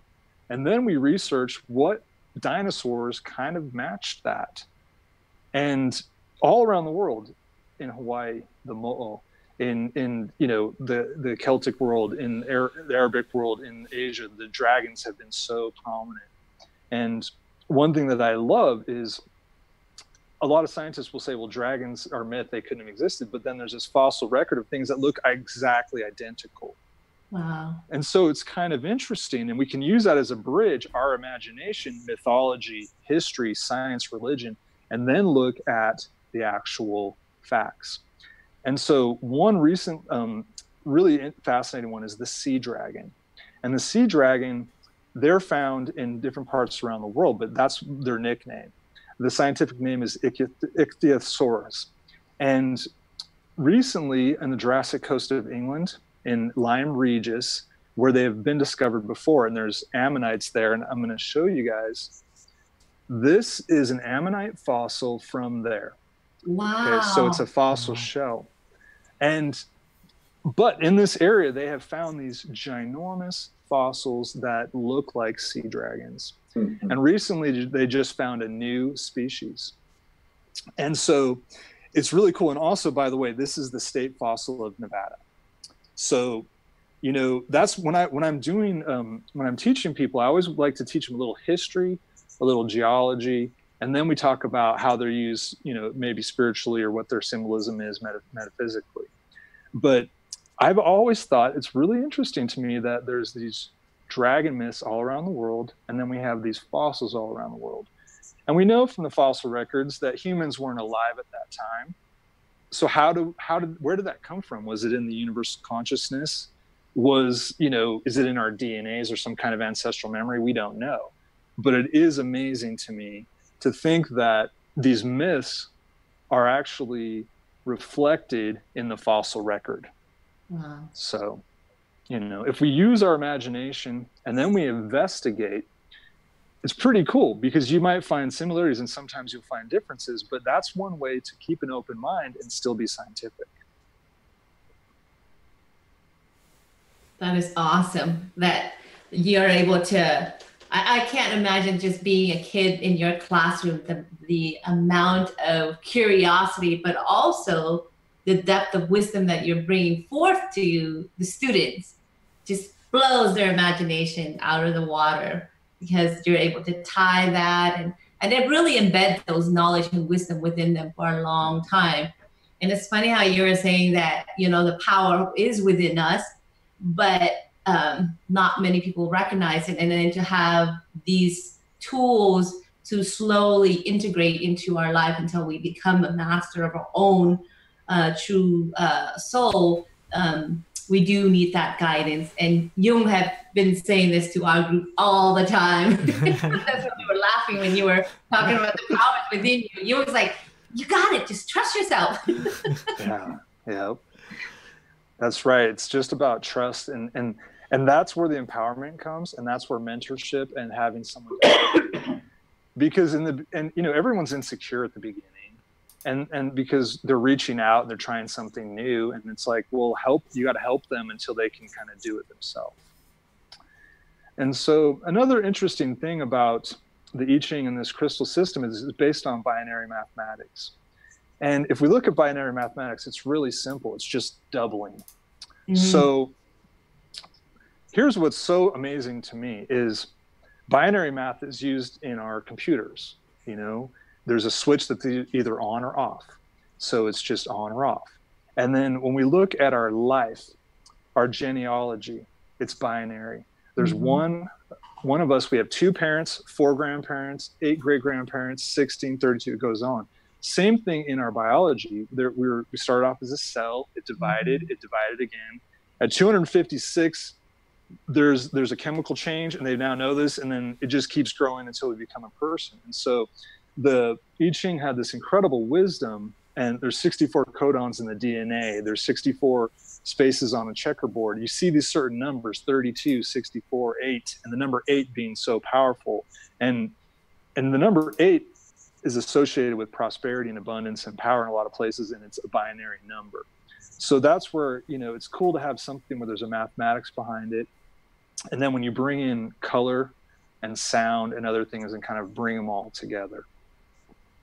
So that's so awesome. Great that you actually integrate both science in the spiritual aspect, because most people, they're either one or the other, but by you bridging the two together, it makes it easier for people to understand. So it's really cool. I appreciate that. And that's really, like I said, my passion, because now I know that, for thousands of years, religion and science were one. And then with the Enlightenment, they were separated. And that was a necessary evolution, I believe, because religion, in a lot of ways, was keeping science from progressing. Oh. So, dogma was keeping science from progressing, but then they kind of threw the baby out with the bathwater. And the other aspect of it, that this is really important to me on the way that I try to teach people, is that I believe that your spiritual path, we should approach it scientifically. So rather than just finding someone to feed us all this stuff and believe it without trying it, we actually should practice. So we should practice meditation. We should practice prayer. We should practice with different crystals and see what works for us. And also really study people before we take them on as a teacher. And in America, there's really just, everybody's looking for a messiah. And there's been so many you know, and this is something I learned when I hosted the Buddhist monks when I was in college. I used to produce concerts for the One World series, and they were doing, they did a demonstration of the debate and how important debate is in Buddhism. It's actually a part of the foundation of their learning. And they said, and the Dalai Lama has talked about this, that you should really study somebody for a long time and make sure they walk their talk, and then ask questions. And as a child, I would ask questions and I wouldn't get good answers, and I would get frustrated. And so that's the scientific part of spirituality, is we can actually take, and I know like Paramahansa Yogananda, he discussed this as far as, you know, with yoga, the science of yoga and learning and trying things experientially, see what works for you, see what doesn't, see what's true, see what resonates for you. So that's how they can come together. You know, we can learn from other things. And then, but beyond science, there's a whole realm that is so mysterious. And in the system that I start with zero, nothing. And rather than believing that we have to know every single thing and be able to understand it, what if we just embrace mystery? Right? There's all this unknown, and yet here we are. So I'm here on Earth, and then that's a miracle. And then we go from there and we can start learning, okay, well, what's, you know, here I am, I have a family. There's these elements, and you start going through and learning, you know, the details of what life is. But there's always an aspect of mystery. And I think that people are so afraid of the unknown, and that's where a lot of those blocks come with the fear. And maybe they've been hurt in the past, so either they're stuck in the past, but then a lot of times they're just afraid of the future because the mind can't understand it. It can't wrap itself around it. And that's where practices like meditation and emptiness and mindfulness can come into play, where we just embrace the mystery, open up space for things to happen. And if we shift it from fear, and then we look at it as opportunity, then we've just transcended that whole process. Now we're empowering ourselves to embrace life and accept mystery. And then we can actually get a further depth of knowledge. That's my philosophy anyways. That's beautiful. Yeah, that's really important to have understand your discernment, because oftentimes you, especially in the channeling in the spirit world, you don't know who you're tapping into. You don't know what entity you're tapping into. So you always have to check with the greater, you know, good to make sure that you're connected to beings that are the light. Otherwise, you don't know if it's a trick or not. And, you know, there's always constantly, you always have to test if that message comes to you and it resonates, and it's, you know, how you feel about it, and is there any like ego in it? Is there any manipulation? A lot of that happens in channeling, and it could be, I mean, it's a discernment. And if you see our society these days, informations can be falsified very quickly and made into facts. So it's a good skill to have to build and to hone. So yeah, that's a really good point. Yeah. So would you be able to demonstrate the crystal reading for us viewers to kind of experience what that look like? Yes, I would love to. So do any of you have a question in mind, or would any of you like to volunteer, or how would you like to proceed? I mean, what do you just kind of pick the person's energy and the crystals, or do you? Okay, so that's a really good question. I'm naturally a very intuitive person, and again, like I said, you don't really, ultimately you don't need the stones if you have the gifts, but they're really cool tools. Mm-hmm. So typically what I do when a person comes to me in person is I have a bag. This was a bag given to me by some Tibetan monks. I've got it right here. Wow. And this has my 64 stones inside of it. And I often just let people reach in and I let them pick the stone. Oh. There's other ways that you can pick a stone. So just like the I Ching, you can use coins. You can do the same exact process, or you can use a pendulum. And then oftentimes if I'm doing it over the phone, which I do a lot of my consultations over the phone, I will pick the stone for them. And so I will just pick it out. And then, if they have a question or whatnot, 90% of the time, honestly, like people will say, I ask them if they have a question, they say no. And because they're testing to see whether you have skills or not, and so I will go and I'll give them some information, and after they go, okay, that was my question, you answered it. So it's kind of funny, but so that's typically how the process goes.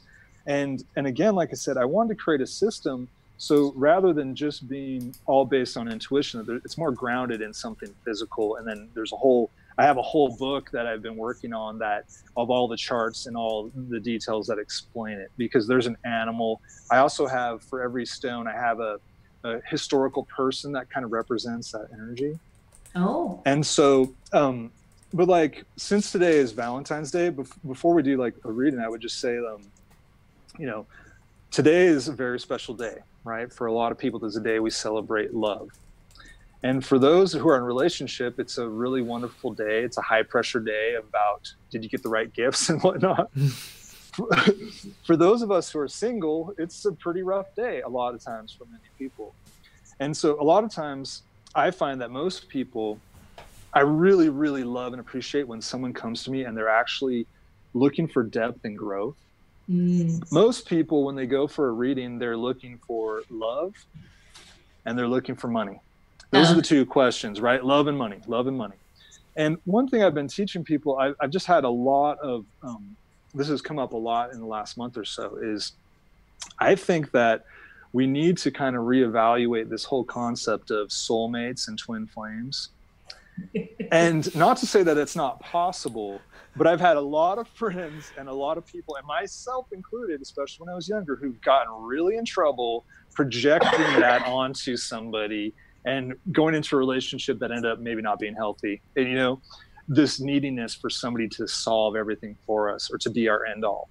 Rather, I tell people, why don't we focus on loving ourselves and building yourself up that way, and so that you're not dependent on somebody else for that.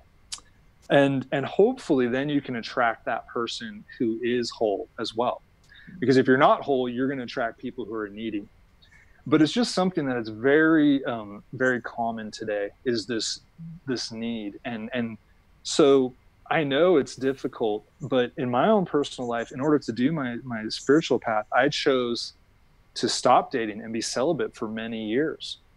And that is not something most people are willing to do. But I knew I wanted to eliminate that drama from my life so I could look at myself and heal those parts of myself that I kept recreating the same dramas over and over and over. And I wanted to end that. But so today, being Valentine's Day, there are special stones that have been associated with love for a long time. And the first one I want to talk about is rose quartz. And rose quartz is just absolutely beautiful. And this is a rose quartz. This is a star rose quartz. So it has an effect called asterism. And rose quartz has been associated with not only love and romance, but also with the love of beauty. So opening yourself to beauty. And again, that's some way that if we can open up ourselves to beauty, and then we can love ourselves, then we can create space for a relationship to come into our life. And so those are the two things, like I said, money and love. And that's what everybody wants. And that's valid. I mean, I want it too. But if that's all that we're going for, we're missing out on a whole depth of experience of life and spirituality. And so having said that, if you guys would like a demonstration, if anybody has a question they want to ask, or I could just pull a stone and tell you about it. What would you guys prefer? Unanimous? Anyone? Preference? Anyone? So we just leave it up to you, John. Okay. Well, if any of you have a question, I would be happy to pull a stone and kind of tell you about that. Okay. But so while you're thinking about that, I'm just going to pull a stone right now and just say, what information could be helpful to pass on and share with you guys right now. And the crystal that I just pulled out is a fire opal. Well, that's beautiful. This one is from Mexico. Fire opal is a reddish orange opal, and it's kind of confusing because in the mineralogy world, when we talk about an opal that has that beautiful color play of the rainbows in there, they call that the fire. So if you have a precious opal with the rainbow specks, that's the fire in the opal. But a fire opal is an opal that's red and orange, and sometimes it has those rainbows in it as well. So opal is a really, really light mineral. It's a silicate, and it has a content of water, and it grows in these hydrothermal veins. It's formed in hydrothermal veins, and believe it or not, there are lots of fossils that are opalized. And in Australia, several years ago, they found a dinosaur that was opalized. And actually the students, a bunch of elementary age students, raised money to keep that specimen in the country. They didn't want someone to take it, away. But fire opal is just absolutely beautiful. And that red, kind of fiery color. And so, first of all, when we look at that color, that color itself invokes a lot of feelings for people, feelings of passion, and this is a stone that has been associated in some traditions with the emotion, like the fiery emotions. And opal itself has been used in many, many cultures, and because there's so many different colors of it and varieties, and because it is so beautiful, especially the black opal and the white precious opal from Australia, but the black opal with the fire, it just jumps out at you. And humans love shiny stuff. We just do. And so right here, the keyword for this stone is actually about adventure. And so this is actually in my system associated with the first chakra. And in so there's 8 levels, and each level has 8 stones. The first 4 stones are of the primary color, which would be red. The second 4 are the secondary. In this case, it would be red-orange.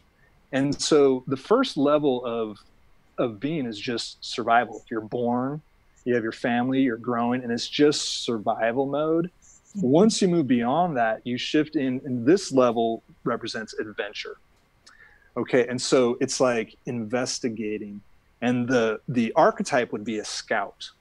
So if we think about the color red and the first level of existence, just pure survival, the overall archetype that I use there is the warrior, because it's basically, if you're not safe, if you're in a dangerous place, if you're in a war zone, how are you going to meditate? How are you going to do the higher level thinking and the critical thinking? You're just trying to survive. If you don't have food, you're just trying to survive. Once you've made it beyond just that pure basic level of life, then you can go start exploring and investigating. So the warrior can be divided into, with the binary system, the soldier and then the scout. And the scout is the people in careers. This would be people who are, a lot of times they might be first responders. They're wilderness experts. They're the people who like to go out and do discoveries, the astronauts. They want to learn the new stuff. They're going to go out there. And so the animal I associate with that is the ant. Thinking about an ant that's going out, exploring around, looking for food for its community.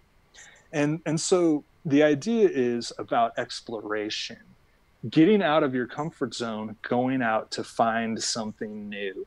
And so right now, in this time of year and on Valentine's Day, that is something that I would offer for people, especially couples, if relationship is getting stagnant, consider an adventure together, doing something out of the norm, going out of your comfort zone maybe, but doing something active rather than just staying home and Netflix and chill. Go on a hike, go into some caves. You want to do this safely, of course. And then if you're an individual who is looking for a relationship, maybe it's time to explore your options. Maybe it's time to try something new, to get out of your comfort zone. And particularly right now in the world, with everybody being so connected with through phones and technology and dating apps and whatnot, well, what if you went to a museum or went somewhere out in nature? And I always find I meet the coolest people when I'm hiking or when I'm traveling. That's one of the things I love most about traveling. You're sitting on a bus somewhere in the middle of nowhere, and you start talking, and lo and behold, you meet somebody who has a mutual friend. You know, I mean, this happened to me in Mombasa once, and the guy was driving our van. Turns out we have a mutual friend. I went to college with her, and he's like, "Where are you from?" I'm like, "Oh, I'm in school in Oregon." He's like, "Where, Ashland?" He's like, "Which, Southern Oregon?" I'm like, "How'd you know about that?" And his friend was in my school. Wow. And so that's one of the cool things about adventure. And the other aspect of adventure, it's about your imagination. So if you go out into the world with a closed mind, you're going to have a boring time no matter what it is. But when you were a kid, you could sit in your backyard for hours and you would look at the ants. You would get close in on everything, and that was an adventure. So it doesn't have to be a grandiose thing where you're climbing Mount Everest. You don't have to risk your life. But I would just suggest with this stone that people might consider taking an adventure, doing something exciting and fun, whether that's a camping trip, going river rafting, or maybe, who knows, maybe you want to go jump out of an airplane, go parachuting or something.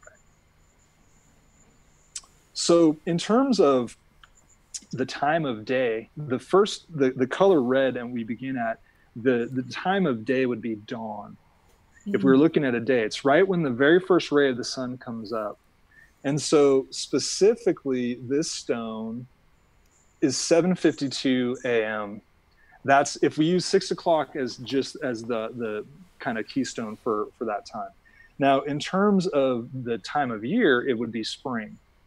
So it's the new beginnings. In terms of the phase of the moon, if we look at light, if we look at the moon phases from a perspective of the percentage of light and whether the moon is waxing and waning, it's the first quarter moon. And so in terms of life, the very first stone, which is ruby, represents birth. And so as you go through, this fire opal is when you're 5 years old. So you can see like every stone has a relationship to a specific time, a phase of moon, a time of the year, a time of life. And those first, 8 years of your life, you're growing. Your really job is to kind of have fun and explore. And if you make it to 5 years old, you're probably going to have a pretty long life. Once you've made it to that point, especially we know that from the ancient world, like from studying, more primitive cultures, if you survive the first few years, you had a much better chance of making it. But so think about when you were 5 years old, what was your favorite thing to do? Well, it was probably going outside and looking at stuff, just exploring and learning. Then what you learn or what you find, this is what I love, is like, so let's say you go find a rock, you don't know what it is. And when I was 5, me and my best friend, who's also named John, we were born one day apart, and we have the same name. We would go and we'd find rocks, and we'd look in the gravel, and every once in a while we'd find these little ones with these shiny crystals on them. So we went and asked his uncle, and he told us it was quartz. And that's the investigation part, is once you find something, experience it, then you can go and research it, and that will give you a depth of knowledge. So my advice for everybody is I think we need a little more adventure in our life. Go out and explore. Go out and explore. Talk to new people. Go see something new. Do something new. You may find a whole new passion for your life. And we need people like that in our life. And for some people, that is their job. They are adventurers, and that's what they love to do. And for a lot of people, those are heroes. Not everybody wants to, go that extreme to climb up Mount Everest or, to go to Mars. I would love to go to Mars, but only if I could do so in luxury.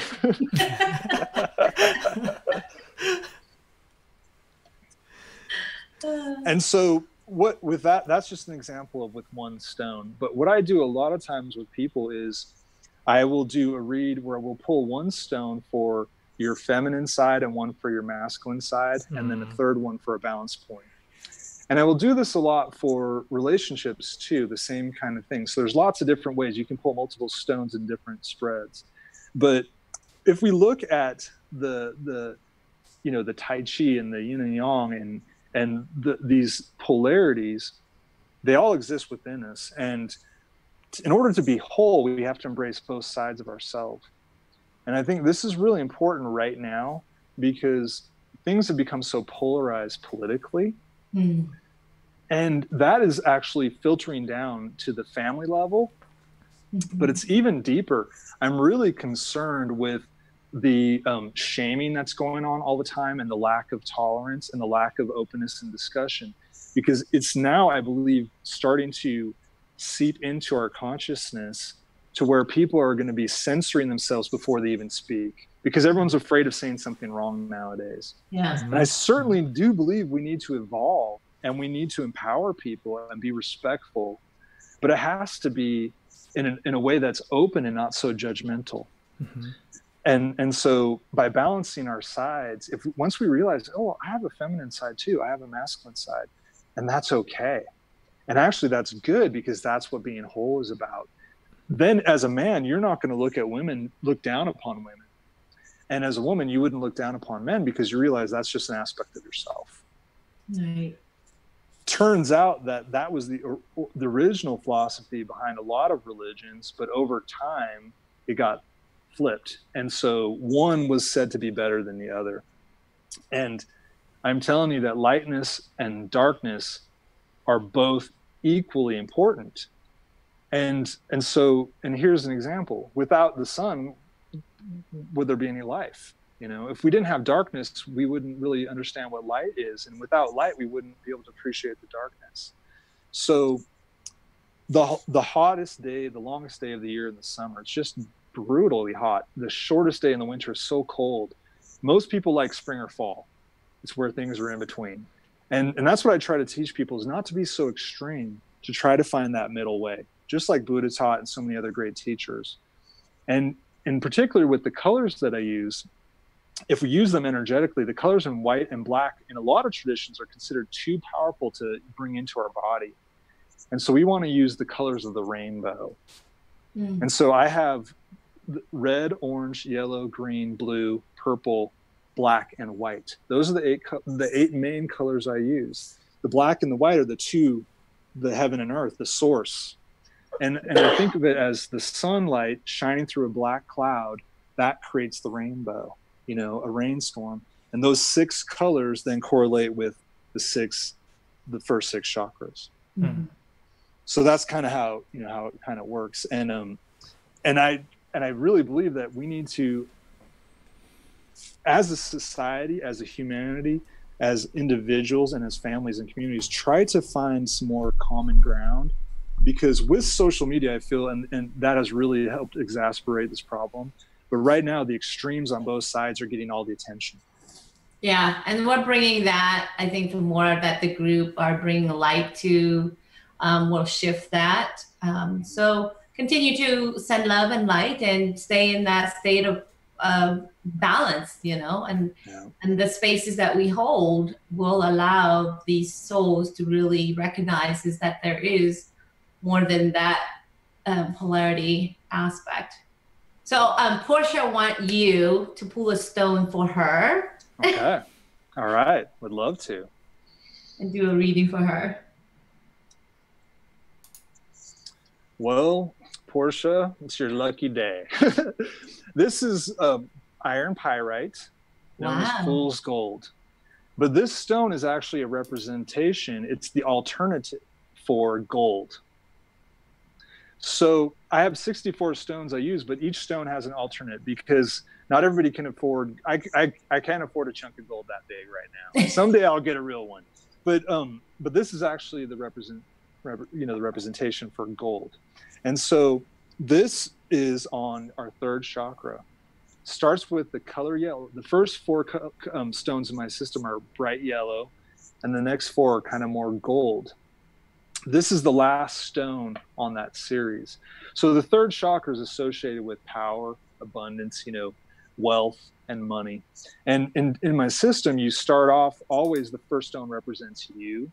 The second stone represents partnership. The third stone, as you get deeper in and along the number line, you have a greater influence upon the world, and it represents more people. But this stone represents gold. Now, in my system, the key here is about abundance and generosity. So we can look at wealth as being possessions, something that we have. And right now we have lots of examples, including, of people who are uber rich and all they care about is greed. This is when we transcend greed and we realize that wealth can be a vehicle of help, that you can actually use it to empower other people. And so the key word here is generosity. The archetype would be a philanthropist. So a person who takes their wealth and uses it to help other people. And so for you, Portia, I feel like the one thing that would really, really help you right now is just somebody who's on a spiritual path, but has the wealth and the resources to help you. You just need a support. We would call this a patron of the arts in the ancient, in the medieval times or something like that, but a person who can support you. And the other thing is, I know this about you, is we both grew up in Hawaii. It's the aloha spirit. So it's the idea of sharing and generosity. And it's not who has the most. This is something that a Tongan man taught me when I was young. It's not who has the most. It's who shares the most. That's the richest person, is who shares the most. So I see that money coming your way, that could be really helpful. And if instead of focusing on the money, when we pray, like if we pray for objects or things, I feel like that's kind of disrespectful to spirit. But if we shift our prayer and say, how can I serve? How could I help other people? And then go, wow, imagine what I could do with $100,000 or $1 million or a full budget for this project, or who could I help with this? And so it's kind of shifting beyond. If we were to look at the color yellow and gold in terms of the time of day, this would be noon, when the sun is at its peak. And so in the time of year, it's the summer, and particularly this stone is not the summer solstice, but a little bit later, when it's really hot, and that's when the earth is productive, all the plants are growing. And it's also, in terms of the moon, this would be the full moon, and just after the full moon, but it's when everything is at its maximum power. So this is like, if you were worried about money, or if that was something that you're concerned about, this was the stone that you would want to get, because it literally is gold. Wow. Now, fool's gold, which is, this is the alternate for it, is actually really cool, and it's known as iron pyrite. And pyrite means fire rock, because if you strike this with steel, you can start a fire. And even though it's not gold, it can indicate that gold is in the area. And I know for those who live in the Northwest, the first time I went to the beach in Oregon, I thought there was gold all over. You'll see gold glitter all over the sand. I was so excited until someone said it's fool's gold, and that's why they call it fool's gold. So in my philosophy, the true fool is the person who thinks that money is more important than people. So that's the message.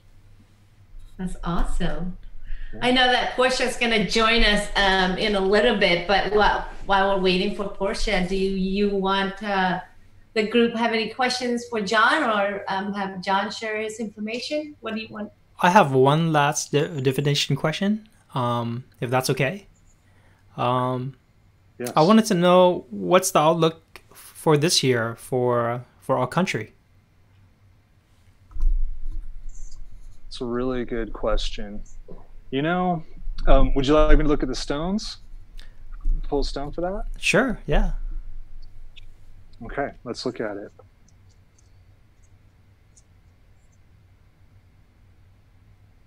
Okay. This is carnelian. Carnelian is one of my favorite rocks. This is a red and orange form of chalcedony, which is a microcrystalline quartz.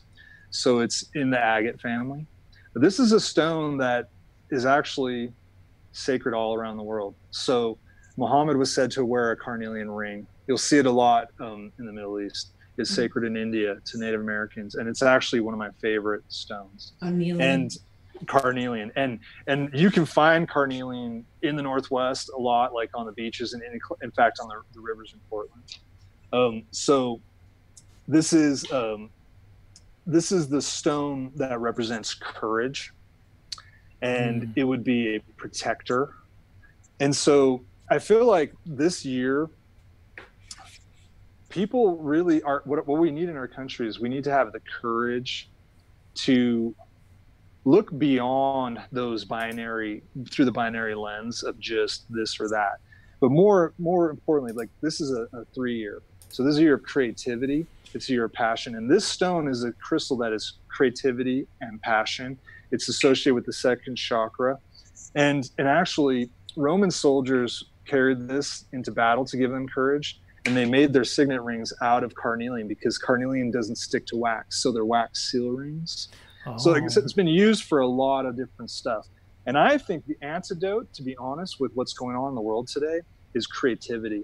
It's the courage to share your gifts. So this is a year where we need people to write new songs and maybe new poetry, new art. We need a whole bunch of new creativity to address what's going on and to express it and give people a voice and a vehicle. Mm-hmm. And also to have the courage to speak our truth and to have conversations without having to judge the other person. That takes courage. And right now there's like, you're not seeing this very much, the courage to speak truth, but also to allow a person to have a different opinion and not get offended right away. You know, to be able to you don't have to agree with them, but to give them that space to kind of understand them. Animal associated with this is the hawk, a red-tailed hawk. And one of the things about a hawk that I love is they will sit on a tree and wait till the moment is right. They also, when they fly, the birds of prey, they spread their wings out and they ride the thermals. So they save their energy and they have clear, amazing vision, the power of vision. The moment that the opportunity is right, that's when they strike. So it's about not wasting your energy on negativity. Don't get caught up in all the stuff that's going on. Just, you know, wait for that moment to arrive, and the moment of opportunity, when it's there, you dive for it. You cannot hesitate at that moment. Whether, you know, it's a hawk seeing a snake in the grass and then diving down for it, or it's you who's always wanted a dream job and then you get a chance for interview, you go that day. You know, you take that step. But as a whole for society, I just feel like there's so much fear right now. And I know, like, the masses of people, most people I feel like just kind of want a middle ground, but they don't feel like they have a voice. And a lot of people are afraid to speak out now because they're afraid if they do, they're going to get bullied online, they're going to get shamed. And what you're seeing right now is that people are losing their jobs and stuff for something they said decades ago. We have to have the courage to realize that people can grow, and it takes a mature person to realize that we can be different, but that's okay. Great. So Thank that's you for my that. hope. Yeah. And then speaking about protection, because that's a big part of this stone, is I feel like we need a protector. I feel like the country needs a protector, and not in a physical way, but we need some leaders to step up who are willing to challenge the status quo and kind of like create a bridge. Rather than building walls, we need to be building bridges. And so the protection we need leaders and people to go out and open up people's hearts and minds and try to bring things back together. So.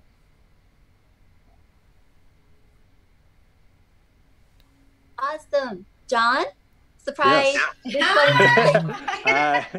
Hi, Portia. Happy Valentine's Day, and thank you for the reading.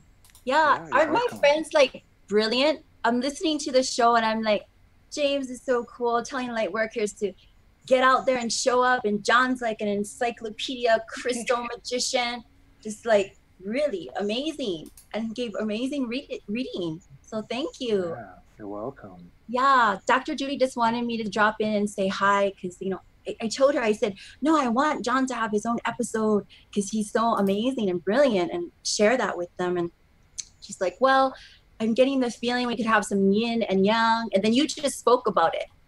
So yeah, I just wanted to say hi. And well, it's such a pleasure.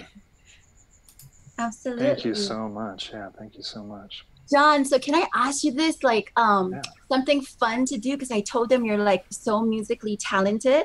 Is there like any hope that you could play us something or share something? Yeah, I would love to. I've been writing songs since I was a little kid. So this is like, speaking of that carnelian and the creativity and the passion, my challenge this year, my goal is to put my music out there finally, because I've literally written hundreds and hundreds of songs. And so I would be happy to play you guys something real quick. I'm just curious do I have to take, you guys can hear me without the earbuds, right? So I can just play it. Okay. So give me, if somebody wants to just speak for about 30 seconds, let me get my guitar. And... Don't worry about that. Okay. Are you kidding? All day, all night long. Cool. All right, I'm gonna grab my guitar real quick. You're talking to the dragon energy here. There's no sleeping. So you guys, how are you, Portia? Happy Valentine's, beautiful. Yeah, happy Valentine's Day to all of you, my dragon clan. And wasn't it amazing, like for Valentine's, to have James come on and talk about light workers need to show up. It's all of our responsibility, you know? just the heart of Hawaii, and he shared so much wisdom. And then he was really in my heart, because when Scott asked me, tell me about Lomi Lomi on the very first episode, you know, it was like days later, I'm like, oh my gosh, James. He's like, so, and he does like spiritual Lomi Lomi, right? And then all of a sudden I'm like, wow, this is a great connection. And then John actually lived in Hawaii, he and his mom, and she's amazing too, Susie. And yeah, there's that love. And he gave you really good advice and wisdom about Pelea. Yes, that was so beautiful. I mean, I personally would never have thought about that or know about it.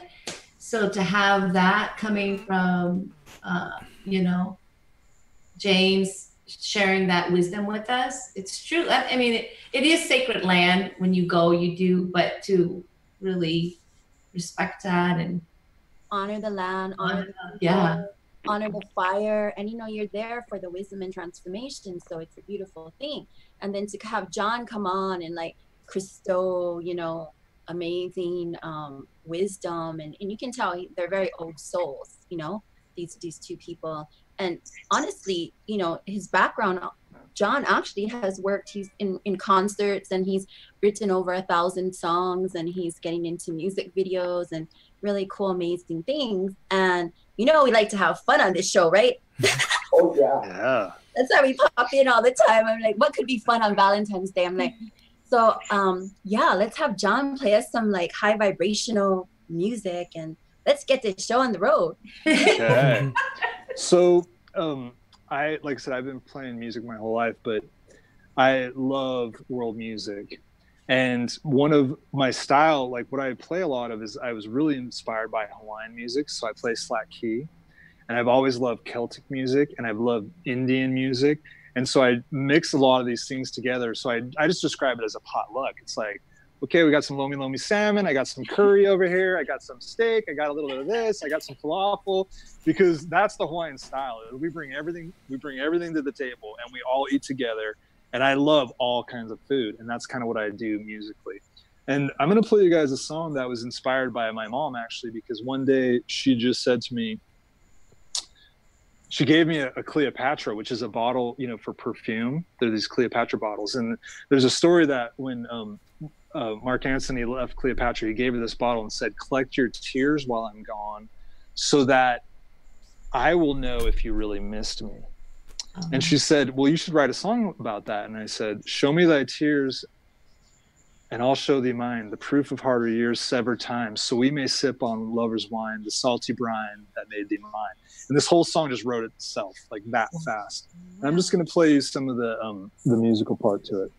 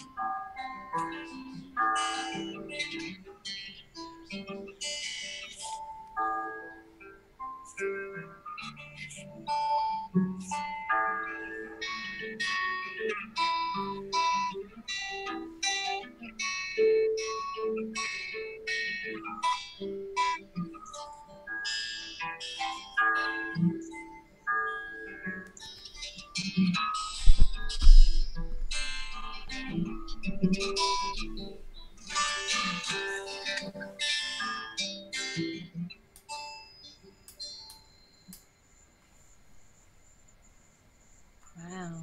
That's so unique. Awesome. Thank you. Yeah. Okay. Yeah. Hanaho, play us something else. That's awesome. So, and I want to tell you a little bit about this guitar because it's very special. Like, I've been playing for a long time, but this was for my 40th birthday. I wanted to get a very nice guitar because I've been playing since I was 13, and I was like, I need to really get a good guitar. And so I told my family and everything, and I went to a guitar shop. I found this guitar. I picked it up. It was in a Hawaiian tuning when I picked it up. Almost the exact tuning that it's in today, but the face of it is cedar, and cedar is my favorite tree from the Northwest where I lived about half my life. Well, the back is koa, and koa is from Hawaii where I grew up, and I just got chills. And like then I picked it up, and it was in an open tuning, and it just blew my mind. I was like, this is the guitar. So, and I want to thank my family because I didn't have enough to get it, and I really wanted to get it for my 40th birthday. And my aunts and uncles, my cousin, my brother, my parents, everybody pitched in and sent me money, and I was like able to get it for my birthday. So wow. yeah. So now I'm going to show you, like, in the same tuning, I could play something that's very bluesy.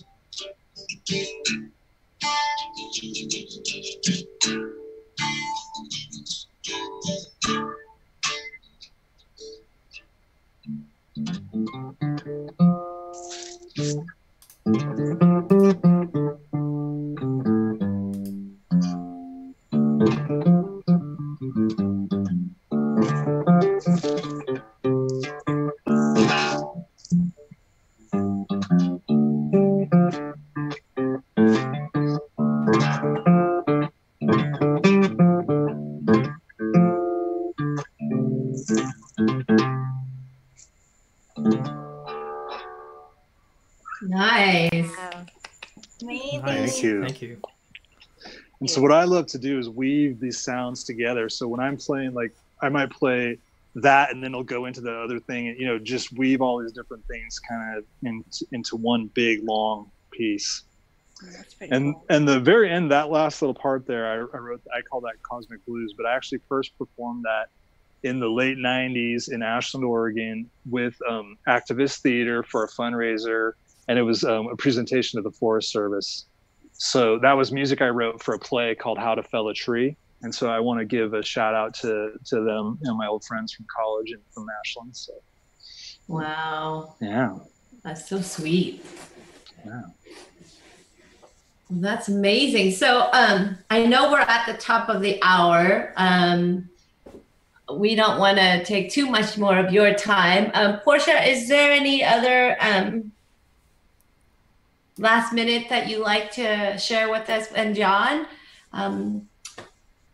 You know what I want, Dr. Judy? There's got to be a dragon stone that John has in his crystal bag, and a dragon tune that he knows from his heart. And can you just share like a little bit of something of magic on Valentine's Day in this moment? Yeah, so there's been a lot of stones that have been associated with dragons. The one that I want to share with you that is just is peridot. And peridot which is the birthstone for August in the Western modern tradition. But this is one of the most ancient gemstones. It was used in the Middle East and in Europe and all around the world. Peridot, you can associate this with the fire dragon because it actually forms deep in the mantle of our planet, so beneath the crust. And it's the gem form of phosphorite, or it's like olivine.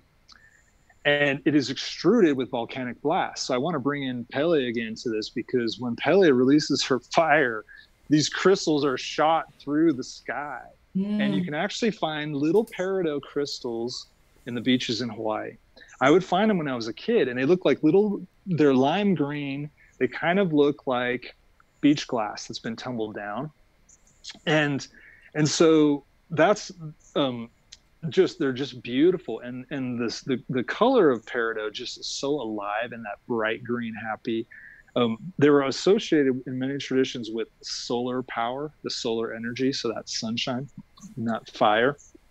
And I actually wrote a story, like a short story about, inspired by peridot, and I have a drawing of a dragon that I did called Perry based on that. So that's one. I mean, there's many other stones that have been associated with, but I just wanted to bring in that aspect of the actual geology.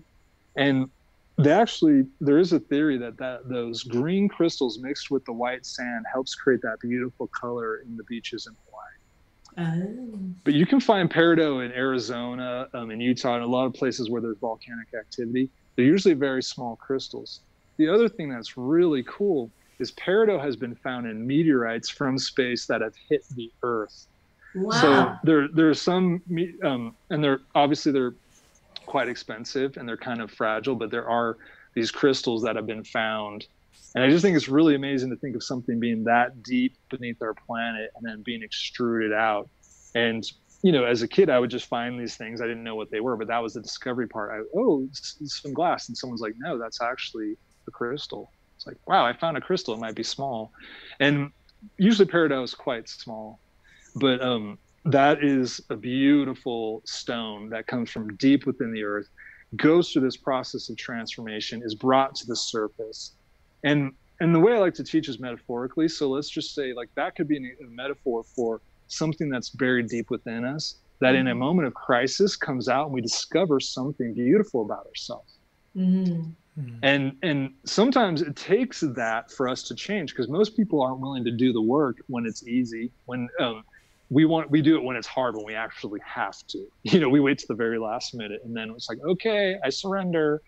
And the last thing I want to say is just, my heart is so full of gratitude to all of you for allowing me to come and share this with you.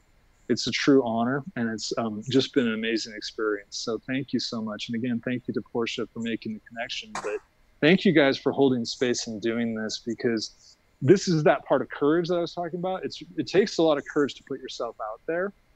And so I commend all of you for doing this, for creating this format, for putting it out there, and then bringing in different voices of people from different traditions and different, backgrounds and walks of life to share their story.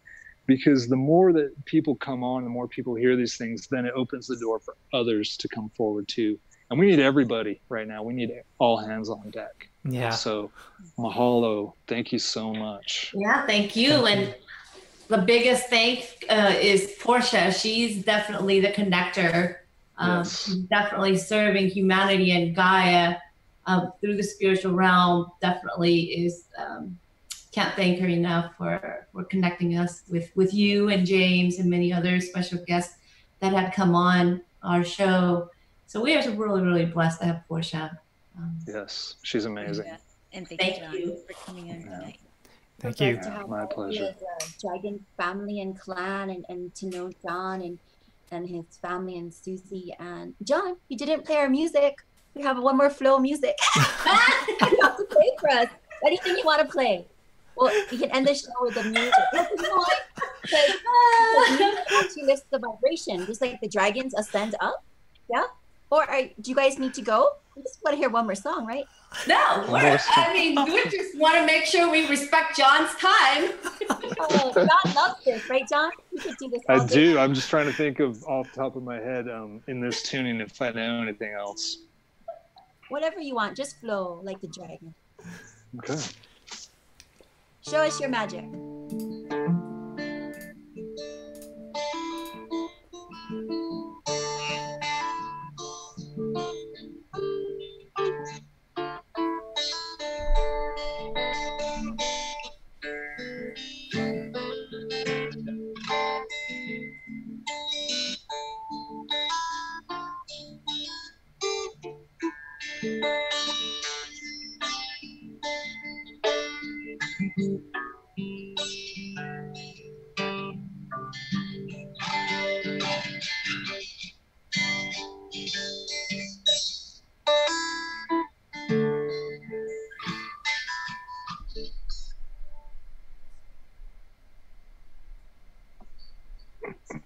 It's so beautiful. You know, I was just kind of making that up, but I know. We love the flow.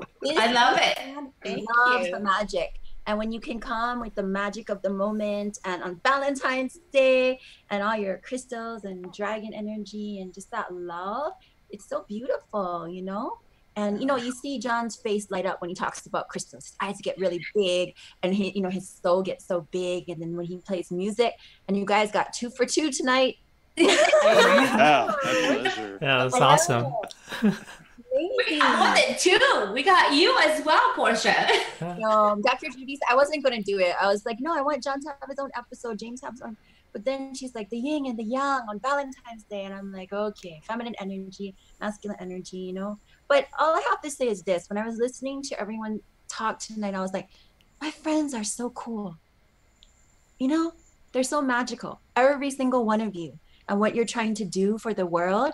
And like James said, we got to show up and be brave, you know? And that's what you're doing. And to find a group of people that's doing that with all their heart, you know, and just really jumping out there and encouraging other people and inspiring through music and wisdom and love. Like, where else do you want to be? Yeah, it's amazing.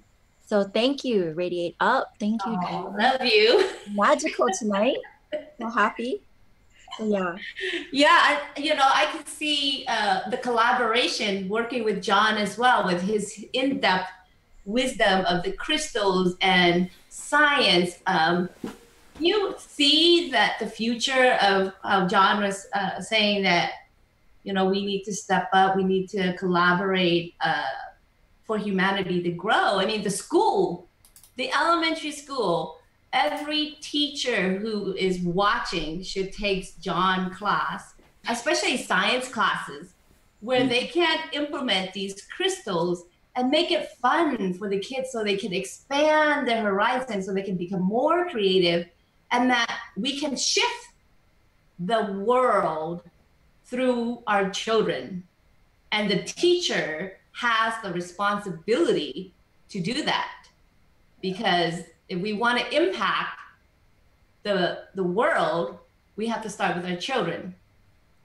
And John, having done such an extensive research, combining science with metaphysical, is now not the voodoo type of reality anymore. It's actually science. It's actually proven. It's actually, you know, there's data on it, and teachers should take your class, especially science teacher, elementary school teacher who wants to really broaden their students' mind and creativity, because kids would love to grow and thrive through fun learning. You know, who wants to sit in a classroom that just kind of look? But if you are like get to feel, you get to research, you get to test it out, you get to actually understand. That's what you got to offer, John. I could see this being in every school in the United States and around the world. Yeah, well, as a student who was bored 90% of the time at school, I decided I wouldn't be that teacher. So every day I brought a crystal. We had a rock of the day every day. And I'm like, the kids have to actually touch a diamond. They have to hold it. Instead of looking at a picture in a book, they got to see it. They got to study it. And then we would go outside and I would do imagination exercises. And then I also really taught my kids life skills. We actually practiced doing interviews and all. I mean, I was like all trying to empower them. And my students loved it because it was not boring. It was so fun. And then it was empowering. And I flipped the model. Like my astronomy class, I created teams and I was the commander. They did intelligence reports to me and to the class. So rather than me lecturing, they would go out, figure it out. They would have to teach it. And so I do feel that there's a paradigm shift needed. And that's why my ultimate dream is to create an outdoor school that addresses the whole person, so that it's like we can also talk about people's spiritual growth. But that we're outside, we're going out and, you know, learning leadership skills and learning about the stars and plants. And that's my ultimate vision, is to help found a school, a new way of teaching. So I appreciate your insight. Yeah, I actually see you doing a short clip video of your students just their fascination and their curiosity, and then you showing what from that state to the state of where they're able to report to you. And that short clips is for teachers and facilitators out there that are working with children, especially young mind. That's where their creativity begins. And to have that kind, I know when I was a kid, I loved to go out and explore. I'm like a little tomboy. I would climb trees. I would do everything that a boy would do. But I see the kids nowadays, they're just sit in a classroom and, a small amount being outside and explore. At a young age like that, that's where our creative mind expand. We need this kind of work like you to be out there for the school to take. And I would highly recommend those that are watching really just seriously think, what can we as an individual take part in serving humanity and moving it in a direction that we would want our children and grandchildren and the world that we want to live in. How would we change it as a person? And for us in our team, we're doing it in a way that we want to be the platform for all the talent individuals like you and many of our special guests coming on, because we are holding that space in that light. And just like being guided to go to Hawaii, we're holding these spaces for those dragon souls as well. And so stepping forward to serve is now the time. And each one of us has that responsibility, and I think we should take that. I agree. Well said. Yeah, I think that says it, yeah. Well, John, go ahead. I was just gonna ask John. I'm excited, and I look forward to any type of publishing books that you have for kids with gemstones and rocks. Yeah. And storytelling that's a combination of science and folklore. I would get all excited if I was a kid. I mean, a book like that. Just. Well, that's the thing, is these are all just real. I learned most of this stuff from my mom. She was the most amazing teacher. Mm-hmm. And my mom taught at Kahuku High School in Hawaii, has helped transform that school in so many lives. And so I learned from her. Mm-hmm. But I also want to just also acknowledge my ancestors, because both my mom and my dad, and I have step parents, and my stepmom was a special ed teacher, but I have 3 grandparents that were teachers, great grandparents. I have 8 generations I know of teachers. Mm-hmm. And living here in Utah, I've been doing genealogy, and I recently found out about one of my great grandmothers who was a teacher, and she taught earth science, and she used models and songs and did all the same stuff I did. I didn't even know this when I was doing it. So it's really interesting to find out you have somebody in your family line who was doing this 100 years ago or whatever, and you're just actually following in their footsteps. So I appreciate all the feedback. And this is the year. John, it's not a coincidence that you had this path that you're heading. Just like earlier James was talking about walking the corporate world and then giving it all back, and how it's 360 degree for you. In order for you to shift the mentality of humanity through your knowledge and your wisdom, and now you're saying with all your ancestral being a teacher, this is your path. I know. I tried to fight it for a long time, but it's like I had to surrender. Can't give up.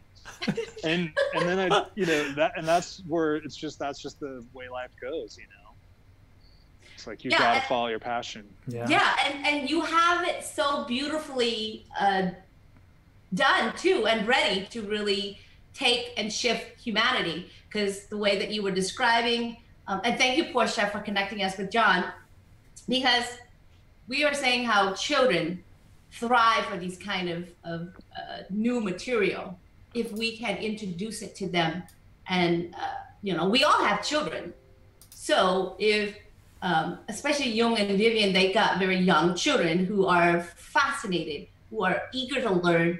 When we have tools such as your book to introduce it to them, it now expands their horizon.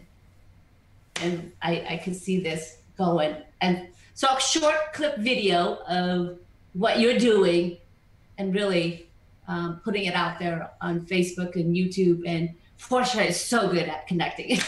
Yes, she is. She is. Portia, I think you know what your soul calling is.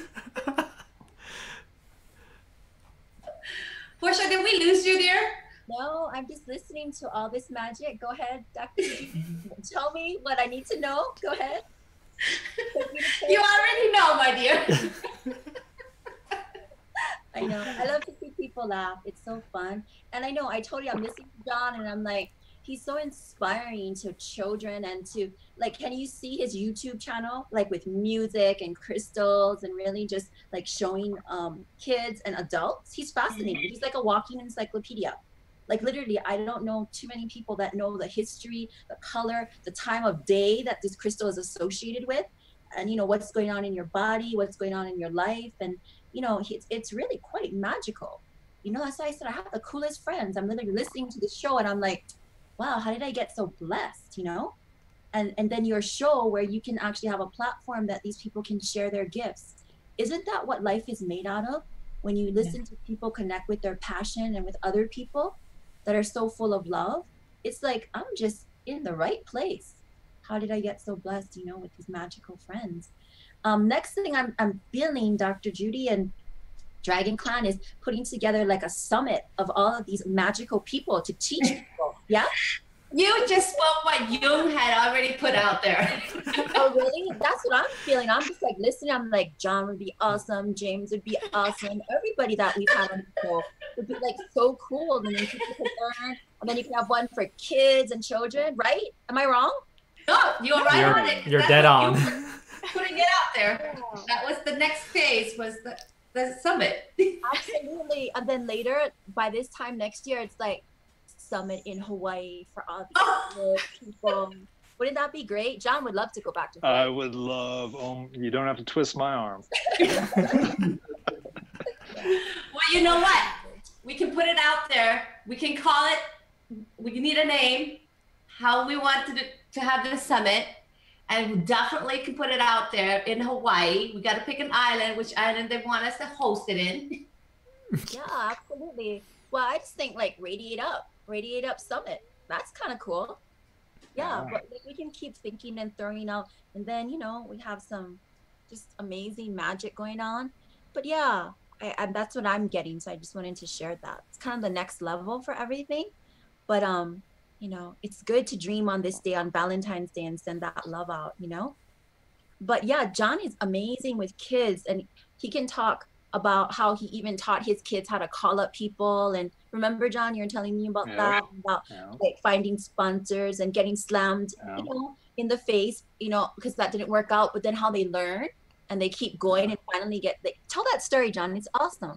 Yeah, so in one of my classes, the first assignment my students had was they had to contact a celebrity and they had to get a donation to our space program. And I told them the story about my mom and how she raised money, and we broke a Guinness Book of World Records to get on TV for our yearbook and all this stuff. And at first they were kind of scared, but we created a script and I taught them how to do the phone call. We practiced, and I'll never forget, you know, just all of a sudden the things going on. And one of my students, she, for example, got a hold of Imagine Dragons, their manager. And I taught them about, you know, you're not going to talk to the artist. You're not going to get a hold of Beyonce or something, but you might be able to get a hold of their producer or a manager or somebody who knows them. And she told, you know, the manager said, well, they're going to be they're on tour right now, but they're going to be in the studio. So they're kind of busy for right now. And so I said, well, we write that down. And then we keep emailing her every couple of weeks. And then when that time came up, she responded, and they ended up donating autographed CDs to us, and she built a business relationship with this manager. I'm like, you know, someday you could get a job with them. And it just opened their mind of what's possible, because I wanted them to get empowered for when they went to go find a job. And it was amazing. We got, you know, one of my students who was actually Taiwanese, and he got a hold of an NFL player, and he visited our campus, Chad Lewis. I'm so grateful for him coming. He was a tight end for the Philadelphia Eagles, and he came and visited our school. Wow. And, you know, just like all of a sudden we got donations. I to show my students, I had to do it too. So I wrote Craig Chiquiso, who's the guitarist from Jefferson Airplane, and incredible solo career. and he sent a whole bunch of stuff to us. And it was like, one day we got a, thing in the mail. I'm like, look, it's like, oh, here's something from Will Shatner. And it's like, to see the look on their face when they realized, and here's the important thing is I let them do it. They had to do it themselves. So it was their victory. And then I gave them credit. And that's one of my things in leadership, my leadership training with them, is you have to give credit when other people do something. So instead of me taking credit, I'm like, no, this was so, these kids did it themselves. So that's so cool. It was awesome. Yeah. Yeah.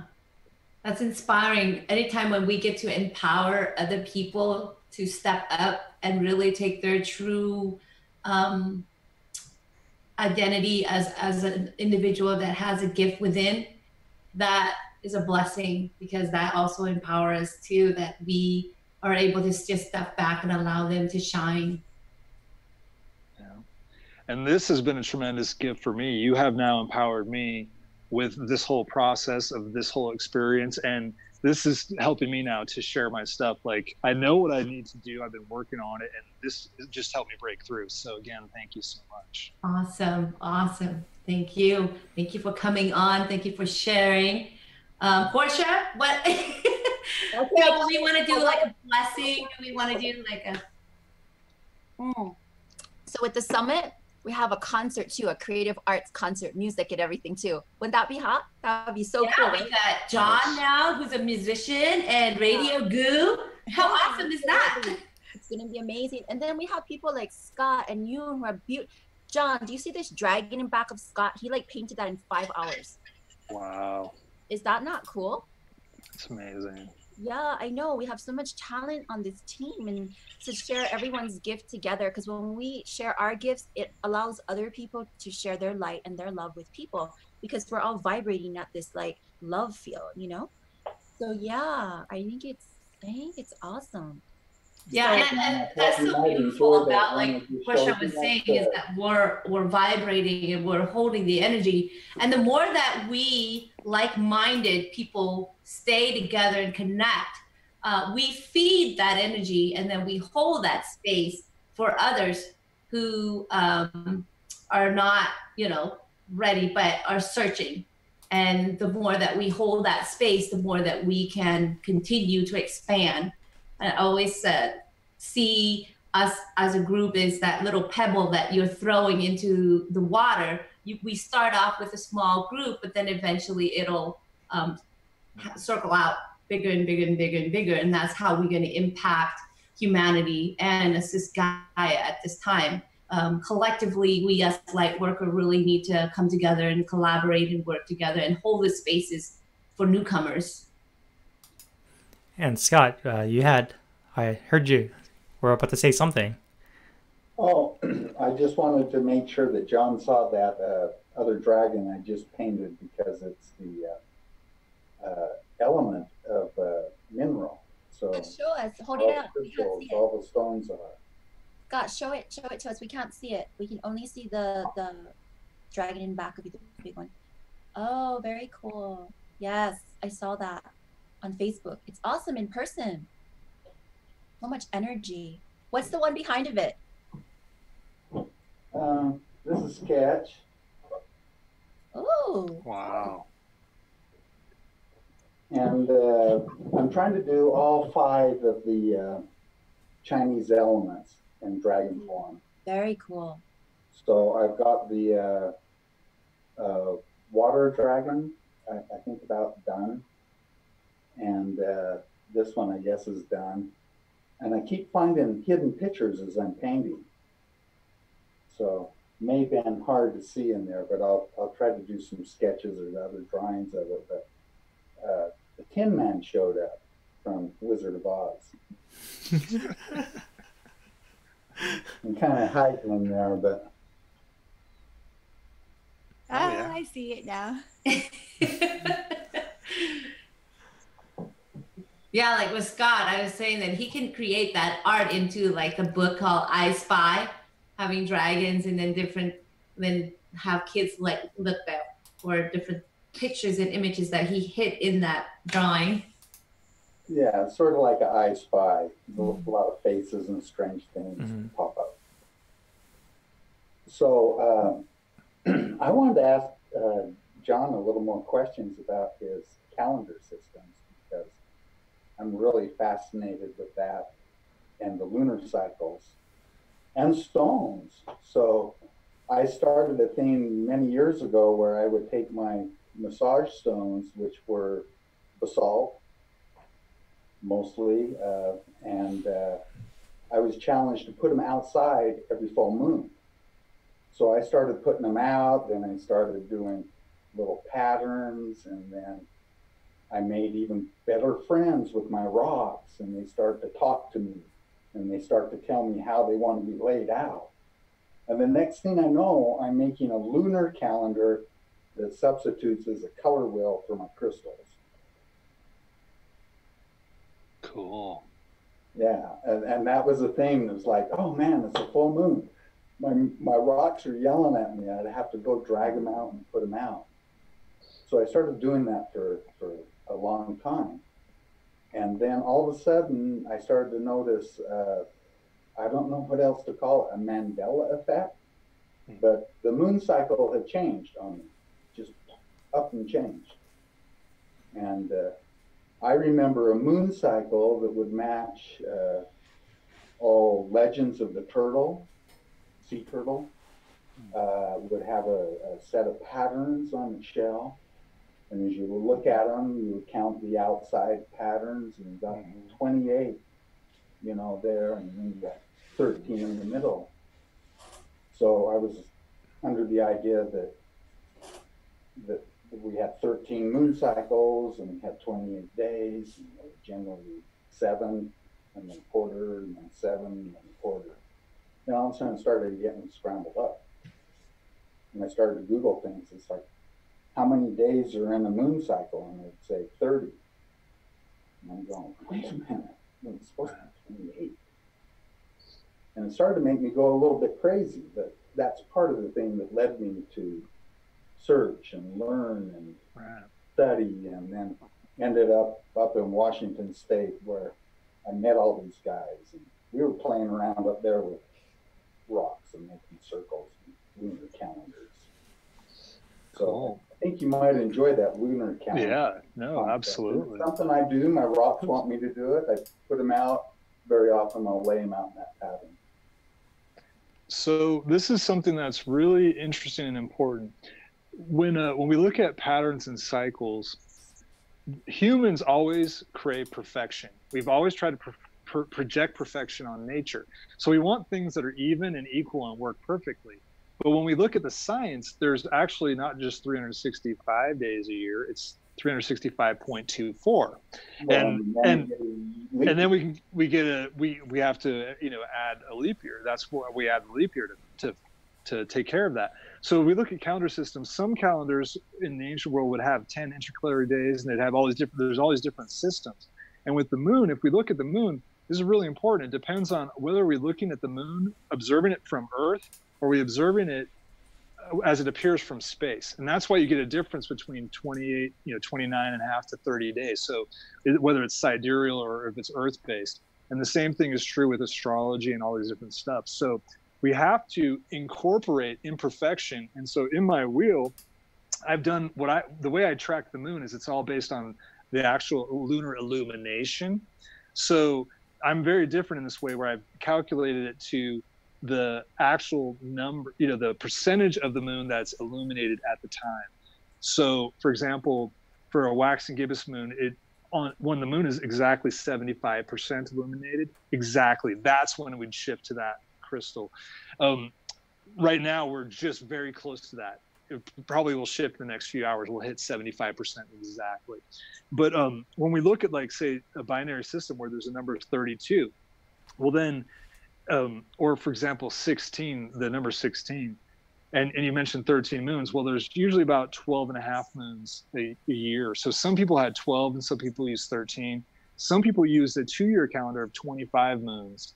And then there's a greater cycle, the Metonic moon, where every 19 and so years, like, there's these repetitions. And so humans have always been fascinated by patterns, and we have to, through science, we know that things aren't exactly perfect, yet there are a few examples when things do align up.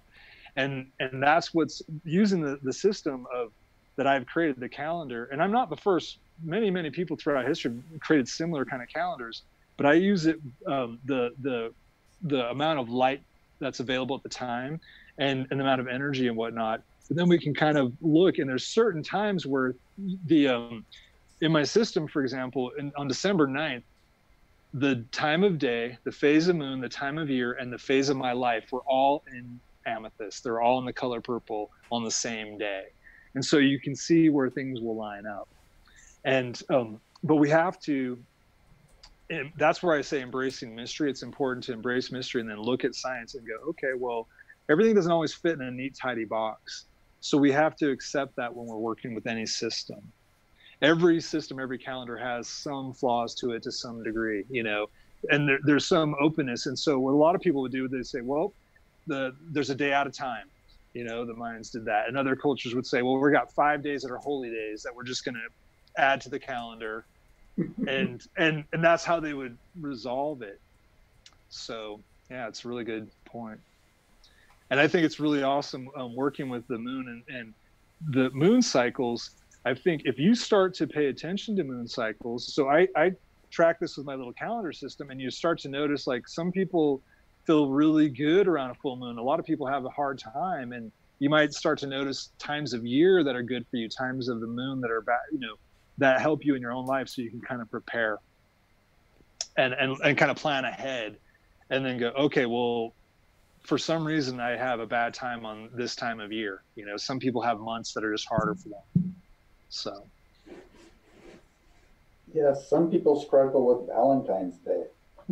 A lot do. And I can't think of a better way to spend it, actually, than be focused on, you know, something higher than just romance, to be focused on a universal love. And by the way, the very last stone in my system, which is rhodonite, which is a pink crystal, it represents universal love and compassion. So you start off with ruby, which is you as a baby, the individual you. And after you're full, the goal of this life, I believe, is to get to that point where we can move beyond the ego, beyond the individual, beyond the tribe, beyond the nation, where the great teachers have always lived, which is in compassion, universal love. Mm-hmm. Can we see that stone? Yeah, yeah.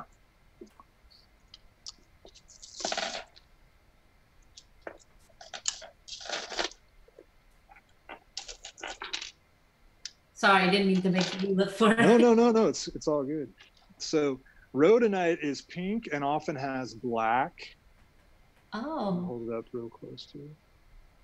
And for those of you who live in the Northwest, it actually can be found on Vancouver Island. But that's the very last stone I use. So that's the 64 stone that would be like the completion of a full cycle, a karmic cycle, if you will, when you've transcended the ego. Did you say Vancouver, Washington, or Vancouver, Canada? Vancouver, Canada, on Vancouver Island in Canada. I know that rhodonite, that's one place where you can find that. And that color pink is the color of the sky just before the sun rises, that early sun, you know, just before the sun comes up. So it's that moment when you've kind of like, okay, you've gone through it, you've been through the darkness, the light is coming, and you know you're ready to start a whole new cycle. That's so cool.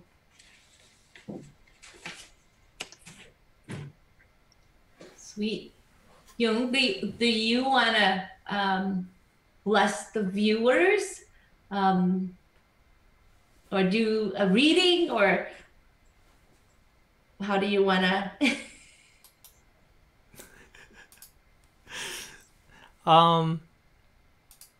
Gosh, I don't know. I guess we can do some blessings. I was gonna talk about how all this that we're talking about with James and John, that to the viewer also, that this year is a year of action, right? So things that you have and you want, it seems like that's the gist of what I kind of got off of James and John, that you want to take action and do things that's been nudging you inside. At least for me, it's I have a lot of that, and I'm trying to do it. So put it out there. And I think this year is the year to do that. I don't know. So it takes courage, creativity, collaborations, and if we all can do that, we can bring out love. Because when you do something that you're passionate about or you want, you're actually being more true to yourself, and with that, you're transmitting more of your light to the people around you. And when you're doing things you like, you're going to be much more happier, and people around you are going to be much more happier. So you're creating abundance for not yourself, but for others. And that's kind of what I'm going through as well these days. So that's kind of my 2 cents. Yeah, and you know how John was talking about working with self-love and understanding our true self. That takes a lot of recognition that it really comes from us first before we can actually move outside. So if we can't really understand that true love, what that love mean to us, how can we love another person? It would be just a mere images, right, of the expectation that we're seeking for ourselves. But mastering that self-love takes a lot of mastery to really do that. And then once you master that, you master yourself, you now have the ability to expand that. And that's where the master of that they reside in, of that love and that compassion and that understanding.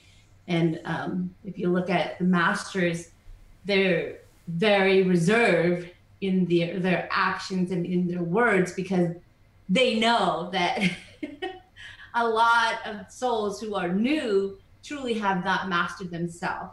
So it takes a master to recognize, wait, it's me. I need to really work on myself and grow from within. And as I grow, then I can then expand.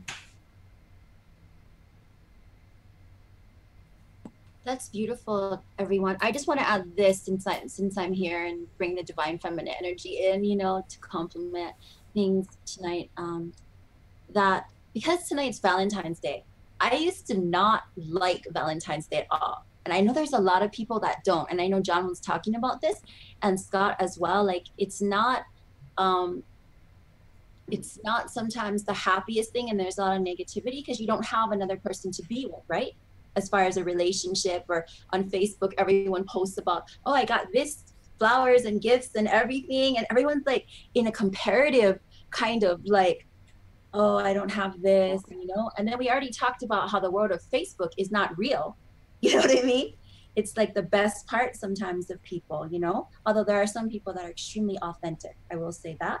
But there's a lot of things that are just not completely real, authentic, and transparent as well. So there's both sides, just like life. But the thing about this that really turned for me is I realized that the yearning for a romance and all of these other things, once I got this message, high-level message, that it's really like what everyone's talking about, the self-love and the yearning for the divine, the universal love, what John was talking about, right? The last stone in the whole history of his 64 I Ching, you know, and 64 is one. Everything equals one. Mm-hmm. So I think part of it is the journey of really learning to love ourselves. And like what Dr. Judy was saying, once we have that, and Yoon was talking about that as well, we have that down. That's the foundation. That's the root chakra. Do you know what I mean? That's that amazing, you know, magic. Then the divine is aligned within us. The love is flowing out from our heart. And that heart field and that love field attracts everything and every magical thing, experience, person, connection we could possibly want, you know? And you guys experienced it. You joined forces, you know, at this amazing place in Washington, and you came together, and some of you are talking about you don't even know why. Dr. Judy said she didn't even know why she was there. She was looking around, and then you and his sisters, Vivian saying, you're gonna meet someone, and Yoon's walking out, good morning, how are you? Right? So I'm listening to all these stories, and I'm like, that's the magic. It clicked because you have so much love and you also understand your calling. And you know, one of the things Master Shah said was really brilliant. He said, true love really is the love for humanity. It's the love for our calling and our service. And it's the universal love, and that is eternal. That doesn't end because something happens in a relationship or an image thing or whatever. That's like, that's solid. That's alignment, you know, and you feel it. And a person on fire, you know, really feels their calling. And that's what's exciting today. So when I finally turned the tide, and I'm like, oh my gosh, do we have a day that celebrates love in the whole world? Can I look to that highest level of enlightenment and wisdom and really just feel it, feel the breath, the wind, the sun, everything supporting me and loving me, and like go there? And once I really tapped into it, it was very magical. It was like, I love this day.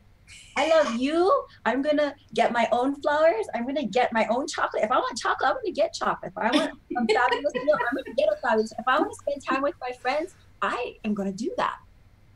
Because life is pure magic. Love is pure magic. And once you really get a hold of that vibration, that other stuff just kind of dissolves away. And at the right time, everything comes in. But in the meantime, I love my life. I love this magic. And when a person truly loves completely, passionately, with their whole heart, and knows their purpose is on fire, when I watch, you know, I get the greatest joy. I watch my friends light up on this show. I watch John's eyes get big when he talks about crystals, or he gets to play music together, and James talk about, you know, we got to show up for each other. You know, they're calling everybody out. They're calling their soul forward. They're being summoned. It's exciting for me. I'm like, where else would I want to be? You know, this is great.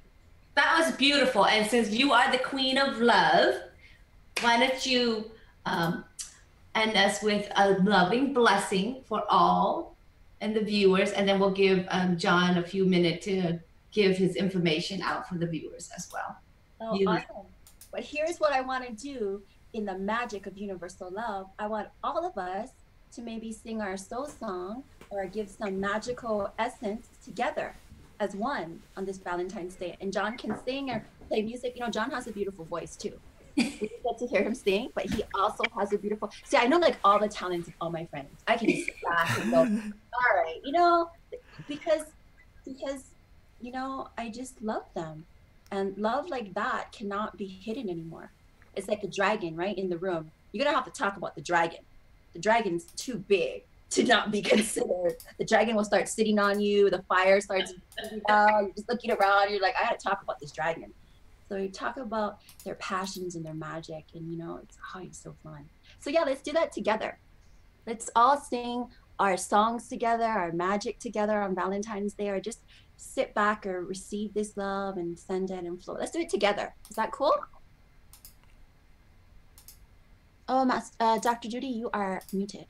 Oh, I said you probably want to walk the group briefly. I don't think Vivian and Scott and Jung understand the soul language. Okay. Yeah, let's do this together, right? The magic of the moment, right? We're going to do this together. It's dragon magic, right? Inspiration in the moment. So what we do when we sing our soul song, or we create music, or just that creative art, is we just sing whatever in our heart, and whatever we say is going to be wonderful, because it's going to bless people, because it's all about that vibration of love. So you can sing, you can hum, you can just speak words of love. It's all good, but it's all a blessing to everyone. So are you willing to try with me?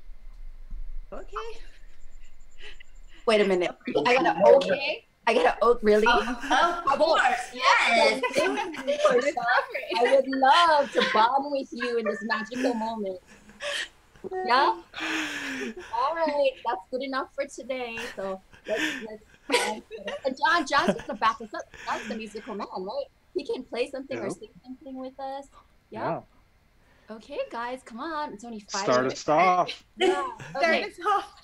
So here we go. I'll open everybody up to the love field, right? So dear all of our hearts and souls, we love, we honor, we appreciate all of our gifts, talents, blessings, and treasures. We love everyone in this moment, and there's so many on the earth that might not feel the way we do right now in the joy and magic, and spent 2 wonderful hours with blessed people. But can you help us to lift their vibration, lift humanity up, and radiate up this magic and this love by flowing through us, creatively moving through our hearts and souls and magic, and we can sing together, okay? And so John, you can play, sing, you can do whatever. I know Dr. Judy knows, but everybody else, just flow together with us, yeah? And if you want to dance and move around, you can do that. You can do whatever you want, okay? So blessing begins as appropriate to everyone that's here with us and will hear this recording, okay? So here we go.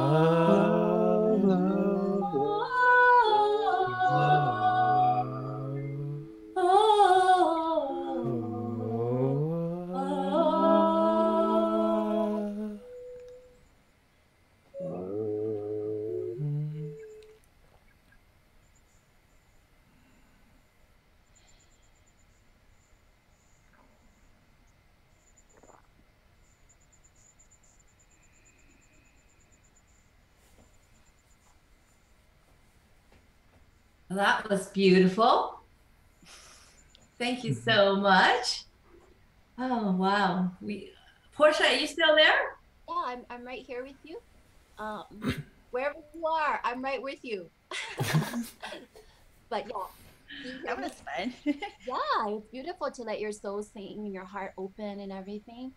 And yeah, so I am going to mute because I want John to share his amazing information with you and how you can contact him, his classes, his readings, and everything magical about him, okay? I love you guys. Thank you. Thank you. Love you. Love you. Bye, John. Bye, everyone. Bye. Bye. Take care, dear. All right, John, share with us how people can reach you and get in contact and possibly taking classes with the crystals and get your music as well.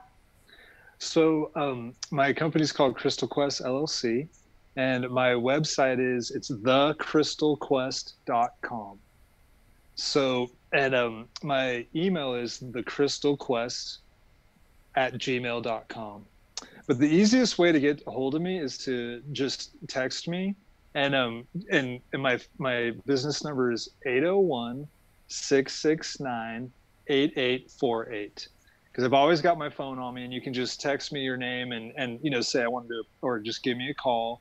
And if you want to ask me about prices and all that, but check out my website. You can see an example of my my philosophy there as well. And I do readings over the phone, so you can be anywhere in the world really. And I also do them in person. I've done classes all around too, but right now I'm working on scheduling a summer tour to come out for the West Coast. So that'll be, hopefully the next month or so I'll have all that figured out. But I welcome anybody to call me, text me if you have any questions, if you would like to do a reading, and we can talk about that and schedule a time. Thank you again so much for having me. That number one more time. Yeah. 801 669 8848. All right. Thank you, John. You're welcome. Well, we thank you for taking your time to be with us here tonight on a Valentine's evening. We greatly appreciate all your wisdom as well. definitely looking forward to working together collaboratively. Like Portia said, the summit is coming up. She's already putting it out there. Awesome. So thank you to our viewers. I know we went a little bit longer because the beautiful souls have so much wisdom to share, and we hope that everybody enjoyed their time with us on Valentine's Day.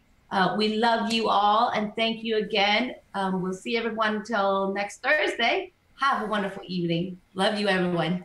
Good night. Love you. And I'll add one more thing is I hope you like the new layout. We're trying to make it more professional now with the background and all. So as we get more time, we'll make it more clean, you know, make it sharper, I guess.